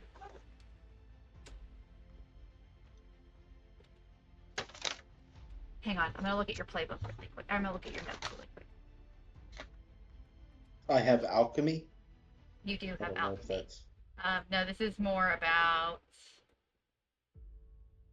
your things. You're familiar with strange ingredients and magical power. I don't think you wield much magic of your own, though. Is that correct? No. Okay, your magic is alchemy and creating and things, and so, it doesn't look like much to an untrained eye, but you aren't that. And while you're not sure necessarily what this fluid is or what power it holds, you recognize it as strange and perhaps alchemically interesting. Without further study, you won't learn anything, but for now, you could collect a sample if you wanted. Yeah, that is what I'm going to do. I'm going to collect a sample. Yeah. How much are you trying to take? Are you going to empty the basin? Are you leaving anything behind? I'm getting currently a vial. Okay. Of it. Easy enough to do. Probably two, actually. One for experimentation, one for... Tell me what this process looks like. So you approach the bowl and you pull out a vial. What else? How are you getting this liquid out? Literally, I'm going to... How deep is the basin that I can just stick the vial in? You could just stick the vial in. Are you wearing gloves or are you barehanding this? I will be. No. We're going to be putting on gloves and or holding the vial itself with like two forceps. Okay, sure. So I'm not actually touching the liquid. The liquid. Surely. You do this and get a couple of vials of this strange fluid. It's quite viscous. It takes a good deal of time. However, after you've filled the first vial and you begin to remove it from the basin, there is a small shift that happens. The room, the air in the room grows very hollow and hot, and downstairs there's sounds of more movement. So, you do what you're doing, and that's Delightful. You're able to fill all 3 vials. There's no complications further for you in this moment. Downstairs, the air seems to suck out of the room suddenly. And you hear what before you couldn't quite make out the sound of movement, what it was. You are certain now that there's at least one set of footsteps that you're hearing. Excellent. And they are growing agitated. So it's just dark. It is dark. Do I get the sense that with the dark there, is there like a way to like, does it look like with what little light that I have that there might be like a stairway going up to the main section that I could see light coming down from, sort of deal, so I can kind of judge where this thing might be going? You're right now, with only essentially the moonlight from the doors that have been left open behind you, you're not seeing much of anything. You'll have to find either a torch or go in blind. It would not be unreasonable to have a torch in your kit, but right now you can't make any of that out. And of course, lighting a torch would make you a beacon. Do not have one, which seems appropriate for me. Unless the new guy has some form of light source, he'd be going in blind. Axe forward, probably headed towards whatever the sound is. Probably gonna be a blind Scrabble. What do you think? Do you have anything in your kit that might shed light on this situation? Haha. I know. I'm so Matchbox picky. and Tinder. You do. Yeah, that'll work. You gonna strike a light? Cray Yeah. isn't saying a word because he's keeping quiet, so it's entirely up to him. I will strike I'll strike a match, yeah. See if I can find something to light. So you do so. The Perfect. match with that sound and the light bursts, and as you sort of have that glow around you, you spot a small lantern hanging by the entrance, by the cellar doors at the bottom of the stairs that you could choose to light. Otherwise, you're holding a match that will burn out quite quickly. Do you want to light that? Yeah, I'll go ahead and light the lantern. So, not much besides the very small aura of light from the match. Like, it doesn't change much until he lights the lantern. You hear the small hiss and then the sound of the light coming on. He adjusts the little dial to get the gas up high enough to see, and he brings the light out to shine into the cellar. And we're going to move really quickly to Skane, who is upstairs alone in the chapel with a man deep in prayer to a god that your friends are not fond of. What are you doing? Stabbing him in the neck. Sure. Sorry, I ask this because I know what your character is. Do you have a blade? Yes. Okay, fabulous. It's probably gonna be like a one harm blade. It's not gonna be much. That's all right. But I rolled to see if my guy would kill anybody in front of him, and he did. Cool. So roll. In my defense, Cray told me to kill face. That's true. He did. Roll get into a Defense? scrap. So that's gonna be your 2d6 plus your blood. Offense? This is about offense. Ew. Why is it telling you successes? Okay, that's fine. So that's 5, 6, Weird. 7. Yes. So Because I can put a target number that's on. gotcha. That's a hit. So that's good. It's a near miss. So your preferred weapon is a gun, really, and Yeah. so But guns are loud. right. So you, Be sneaky. how do you approach this man, and how do you stab him? And then again, you have the choice to do the full damage of your weapon, or to kind of seize the opportunity to either compel him to do something, to put him into a new position, or to steal something from him. Okay, so would this be counted as? I guess it's not. It's just when I get into a scrap. So I'm gonna do one of my moves.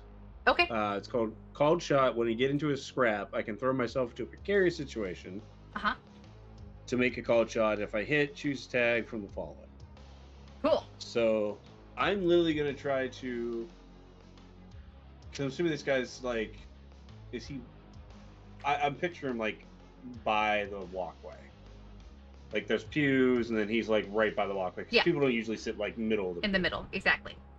He's So on. I'm gonna like kind of have the knife in my hand and kind of like walk up like I'm praying, and then when I get next to him, just kind of go neck.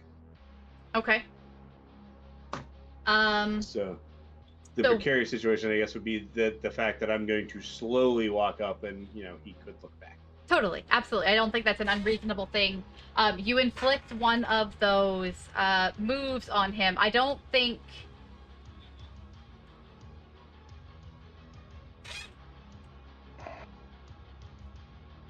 Do you have a coin? No, but I have a D6. I could do ones or. Yeah, we'll do You- evens or odds. Odds. Pick evens or odds and roll for me. I'm Evens, gonna go evens. or yeah, evens you kill him. Odds, something else happens. 6. Fabulous. Okay, so you pull this off. You approach him. He's deep in prayer. He's not a difficult target anyway, but he doesn't see you coming. He doesn't know what your intentions are. And as your blade slices into his flesh, he opens his eyes in a moment for shock. He looks up, and as the blood spills, he fades quite quickly. Once again, however, you feel now in this same room, or separate from everybody else, you feel the air all rush out. There is power here. It's not that you can't breathe, but something has happened. He That's falls.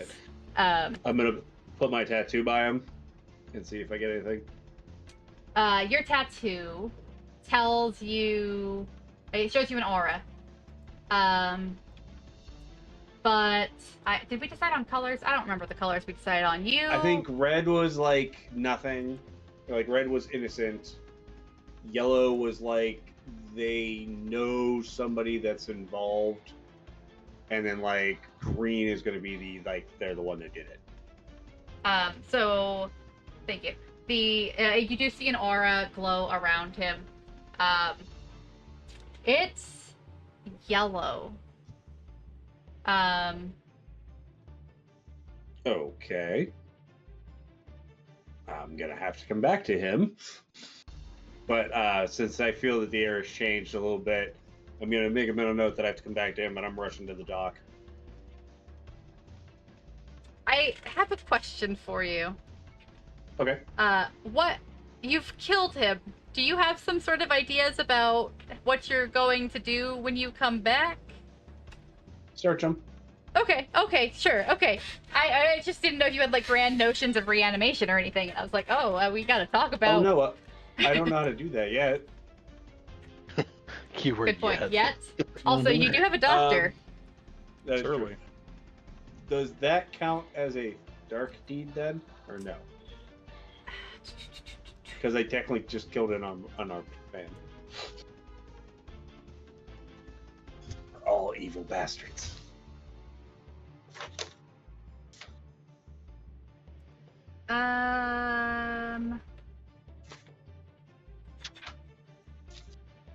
I think if there were...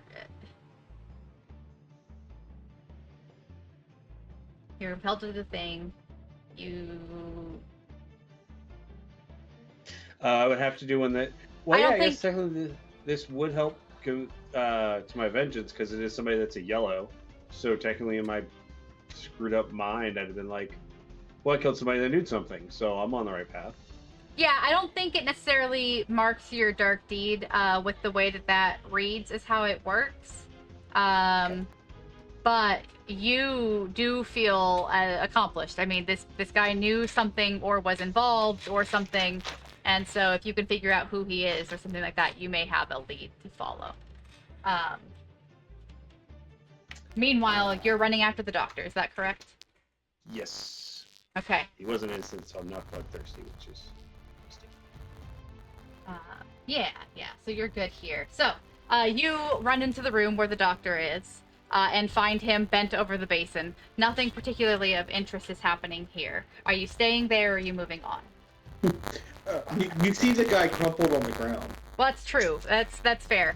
I'm sorry. You walk into a room with a depiction of Dagon on the wall. It's a small space. There is a basin that's clearly used for some kinds of offerings, and your doctor is hunched over it, filling small vials with whatever the fluid is. Behind him on the floor, is the priest that you saw before. He looks up at you. His eyes get big, and he's optimistic that you're there to help. And so he's been told not to talk, but you hear him start to garble out some sort of sound. The doctor would just go, now. No one's coming to save you. Doc, you go out into the hallway. There's another one for you. And then I'm gonna go try to fill the basement. Yeah, just like this long, raspy sound of like fear and suffering. He's like, another one? And as I'm kind of like walking away, I didn't use the gun either, so there's no damage. And then I'm walking toward. I'm gonna try to find wherever Cray went in. Sure. So you're gonna make your way. The doctor will call out. There's sounds of footfalls below. Okay, I'm into the basement then. Okay, so you are making your way down outside to find the cellar. It will be obvious when you come across it. It won't be an issue to discover. We're coming to the close of our game. I think we'll pick that up. But we can, if you would like, hop back to Nar in the tavern and talk to Owen a little bit before we wrap up for the evening. Sure. I'm enjoying a quiet evening in. Yes. As the captain should. Who says I'm not enjoying my evening? So you. It's cozy. Yeah, just puts it's just a little crew murder. It's a good time.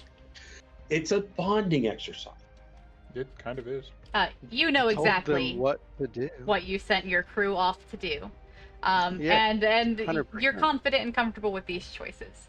So it is without a heavy conscience that you are free to approach Owen and speak to him next. He again is the kind of a lanky blonde. Definitely doesn't look like he would have ever stepped foot on a ship or done any real labor in his life. He's a bookman. He's dressed in quite a bit of finery, and as one might expect, he is deep in work over a book. So he looks a little fancier than normal, Yes, right? absolutely. I'm gonna switch out my mask, and I would say that I've gotten really good at doing so to where, you would not see my face when I switch it. Okay. But I'm gonna switch it to the gilded one. Okay. It's a little more inlaid and fancier and things of that nature. I also have, as part of my kit, I do have like bejeweled rings and necklaces and things of that nature that make me look more affluent. Okay. So I will kind of affix those to where they look more prevalent and kind of match his energy a little bit. Okay. Before approaching him and asking, "Can I have a seat? I have a question to ask you." How old is she? And he's bent over his book and he's scribbling away quite ferociously. But he does seem to respond to you, and after a moment of more scribbling on his page, he looks intently at what he's doing.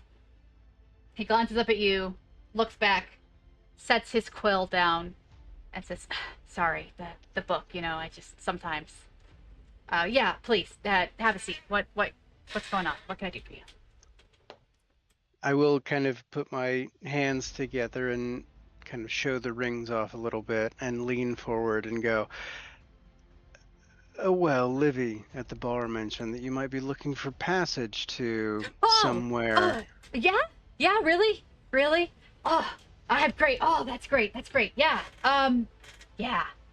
So I'm working on this book, right? Actually, there's a meeting room upstairs. Do you mind? After you. And he'll go past the bar. He'll close his book. After waving over the page to make sure the ink is dried. And he'll go up to the bar and be like, "Hey, I'm gonna go. We're gonna talk upstairs." And Livy will nod and say, "Yeah, as long as nobody's in there, you're welcome to the room." And as you get up the stairs with this gentleman, Salmon will be in there working and clear the room for you. This is something he used the space for others. Very common practice. And so he clears out, and you are alone in this room with him. And he goes, "Oh, I'm so excited. Yeah, so are you a pirate?" I'm not the law, if that helps. Yeah, sure, whatever. Hey, look, the thing is, I can't really afford to pay you like a whole lot, but I need a ride, okay?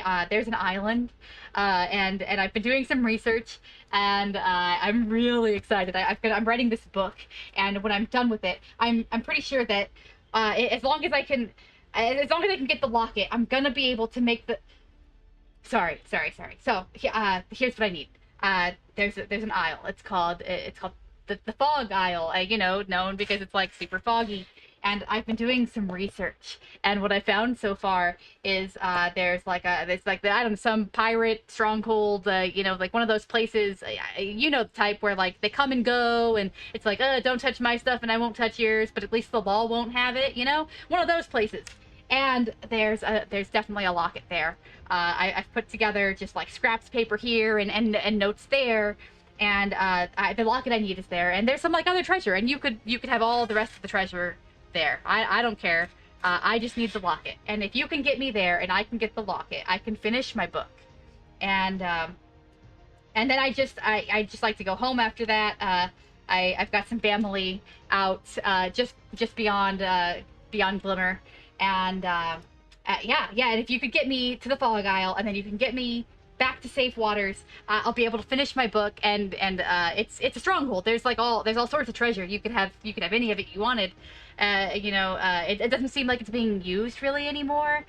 Most of the people that I've talked to and that I've been researching, they don't even like remember all the things. And so, well, I mean, I don't have all the details exactly, just because people don't really want to talk to me about pirate stuff and like secrets. But I'm pretty sure that I figured out what I need to know, and there's like lots of treasure there. If you take me, you can have that, and then and it'll all be good. Yeah. Who does the locket belong to? So, well, there was this guy, and he worked for the Guild of Inks, as far as I can tell, right? And then he how. You're familiar with the guild, right? Sometimes they're pirates, sometimes they're law, sometimes they retire and go find a fancy place to live with their wealth till they die. And I'm pretty sure he's dead. I think hold on, and he'll like start rifling through some notes. I think it was one of the Montgomerys. The Montgomerys. And if you have any familiarity with the Guild of Inks at this point in time, you would recognize this name. But I'm not sure if you do. Probably not like an intricate knowledge, depending on how famous these people are. If they tended to be on the more notable side, I would probably have heard of them, but not a ton. They are a big name among the guild, so you probably have heard. Their name would hold enough weight that you'd be like, oh yeah, sort of. It would ring a sort of bell, I suppose. The Montgomerys, definitely heavily tied, lots of power within the guild. Big names, big family. It's one of the Montgomerys, but I don't know, like the third maybe or something. It doesn't really matter. The guy's dead. Also, it's a pirate stronghold, so like the guild doesn't really care anymore because like he defected and went back to being a pirate, and so it really just be like pirates that you could piss off, but like also he was part of the guild, so like, as far as I'm concerned, it's free treasure.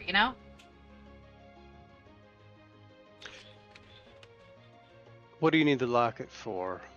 Yeah. Mr. Owen. Are you familiar with chronicling at all, or? Somewhat.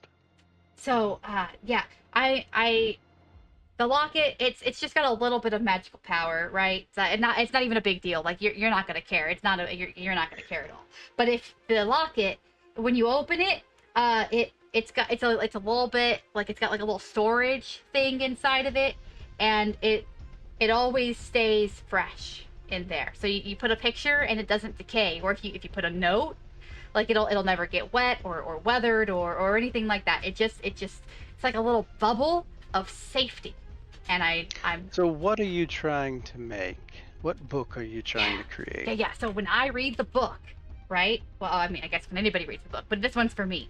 When I read the book, it'll open a door where I can keep things, and they'll be safe. And then as long as nobody else reads the book, well, I'm not okay. So I'm not exactly sure, honestly. I think that either anybody who reads the book could then open the door and access the things, or, and I feel pretty good about this, it could be that it opens a door that's for each person who reads it. So anybody who reads it has a room that they could then keep things in safely.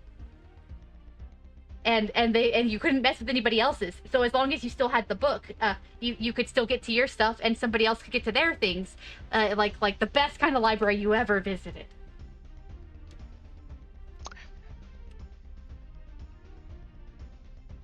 Are you familiar with a tome of knowledge? I heard stories about a naval officer asking about one around here. I thought you might know. You know, I've been doing a lot of digging, trying to figure out my book of late, and I have read kind of a lot of like just pieces of rumors and things, and I'm not positive that it's real, but I know it's possible. I mean, if I could find the right words to write something like that, I could make, because they say it answers questions, right? It knows things. I think I could do it, or you know, anybody really, anybody chronically could do it. So it's possible that it already exists, or that with the right items you could hire somebody to make one. I don't think it's outside of possible. In theory, in your professional opinion, if somebody had a tome of knowledge, would they be able to ask questions on where other magical artifacts resided? Would it know that information, potentially?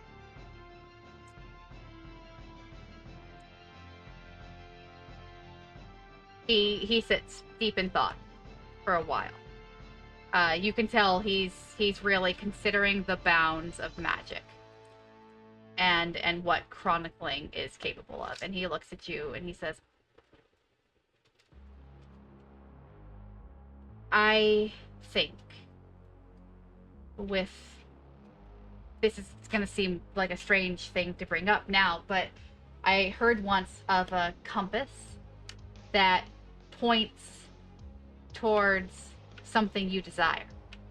And I think if you had an object sort of like that, and you gave it to a chronicler and asked him to write you the book of knowledge or something, or if that was the kind of item they used to make the book of knowledge, that would be possible. I don't know that every book that can answer questions could do it, because you know the properties of the magic that they put into it changes things, but it's a possibility. I'll make you a deal. What's your full name, Owen? I don't know if I have a full name for Owen. Hold on. Okay, Owen is fine, if that works. No, I don't have a last name for him. Bracket, his full name. Gotcha. I'll make you a deal. I'll take you to this stronghold, safe passage, and attempt to get you, or attempt to help you get this locket that you require for your book.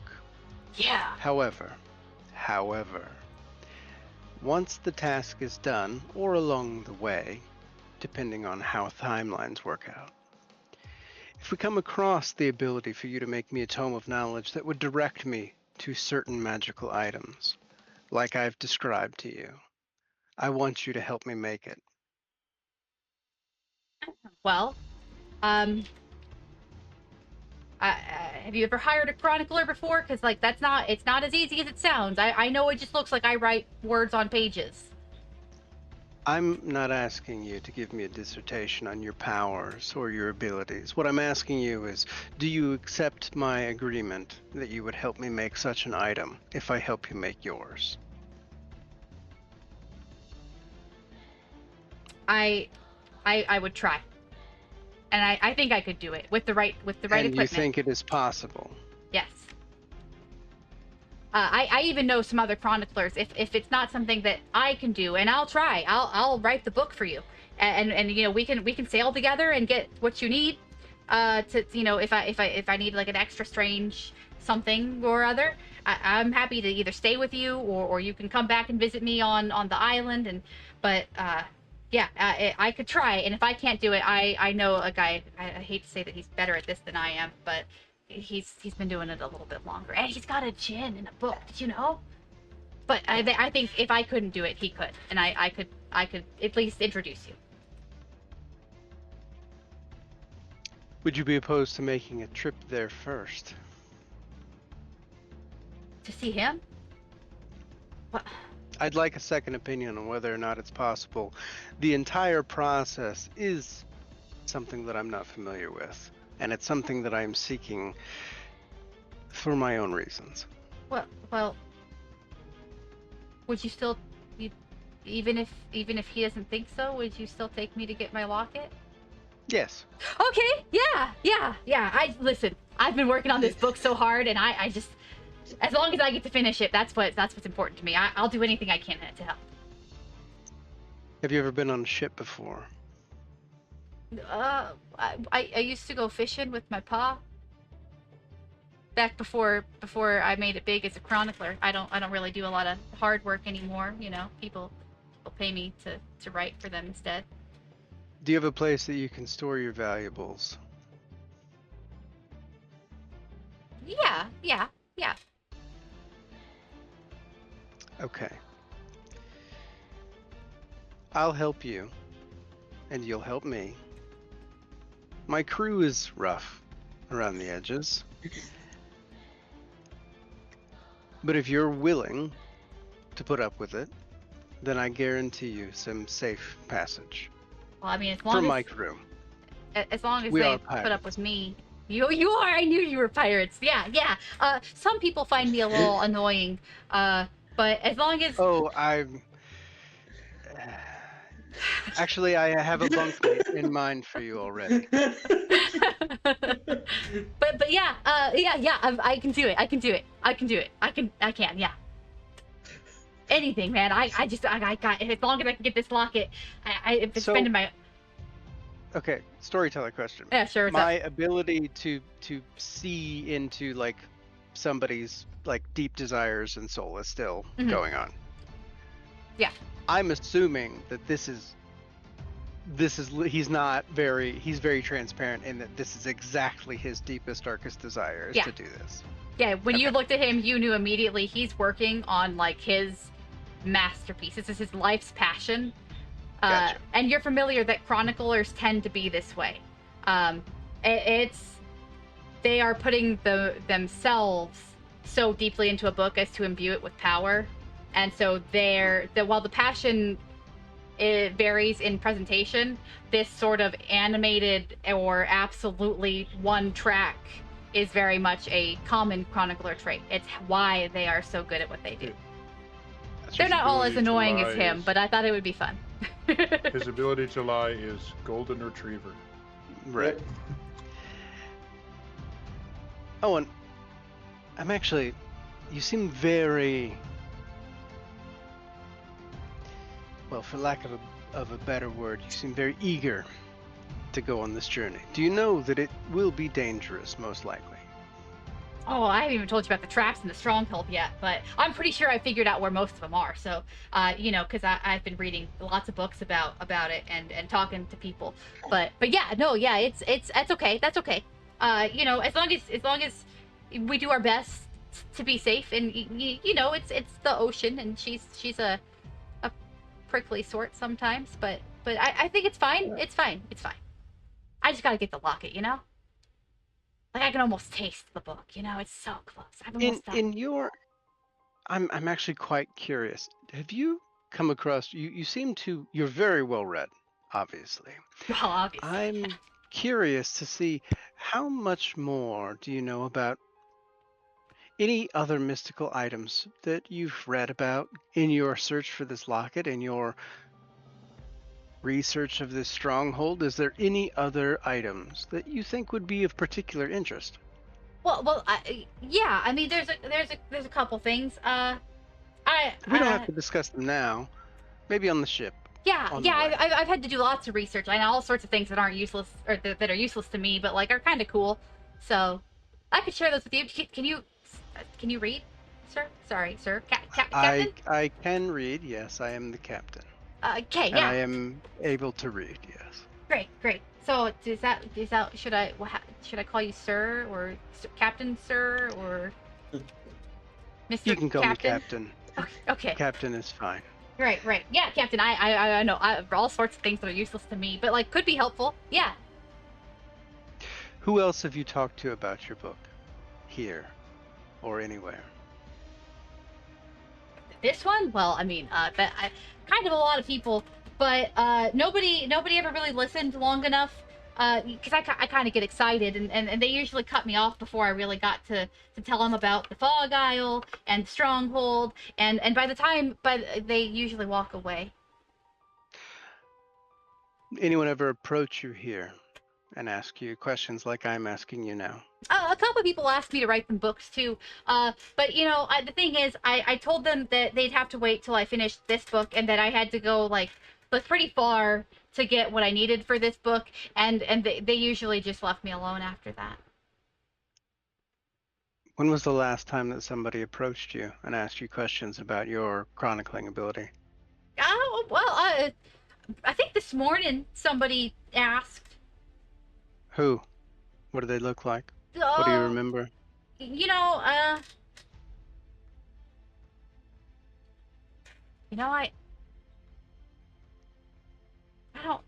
don't remember. And that's really weird because I'm pretty good at remembering things. I read a whole lot, but no, You don't remember at all. No. That seems... It was breakfast. Okay. Out of character. That seems very not okay for this guy. Yeah. So, Mhm. okay. Sure enough. Sorry, was I being too subtle? No. Does it seem like it's like blocked, or does it seem like he just doesn't have the memory? Tell me about your power. That lets you see the deep desires and dark secrets of everyone around me. I'm going to say that you have a hold that I said you could spend to use for a free channel later, and instead Right. I will offer you the answer to this question for that hold. Because it was such a good roll. Yeah? Okay. Okay. I will happily give that up. So here is what you see. You're familiar. actually- Oh, sure. Wait, quickly. I have another ability Okay. What do you where if I know his name, Mhm. they're in my sight, and I can give them an order that they have to follow. think? Okay. Could I do that and essentially say, I want you to tell me everything about the person that asked you earlier today? What ability is this? It's one of my channel abilities, so I could use that channel hold that you gave me. And it's just the force someone in your sight whose name you know to follow your next order. It can't harm them. So I hate to cut in, but I am falling asleep. Yeah, I'm so sorry. Okay. Probably gonna, yeah. Truth. I was going to answer this question and then call it done, but if you would like, we can call it here, end the stream, and I can do this with Matt off screen, just this last answer. I don't want to hold you guys past. I know we're already running late. Could we have a cliffhanger? On the answer? Could we yeah, all hear it next time? absolutely. You know what? That's That's fine. fine with me. Okay. Then yes, we'll go ahead and cut it. He will answer your question one way or the other next Okay. time when we pick up. Works for me. Time on Dragon Ball Z. Okay, I'm friends? terrified to see what I find in the basement. Yeah.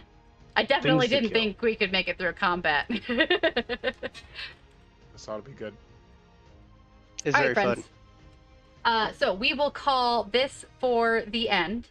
And be back not next week, but the following Friday, I believe. Is that still on track for everybody? The 15th? I think Yeah, next week is okay for. It's I'm good for me. next week. We just have one person who can't make it, and that's all right. Okay. So, I gotcha. all right, Okay. friends. Then I will Okay. end the stream here. Thank you guys for hanging out, and we'll see y'all next time. Bye. Well, I don't have an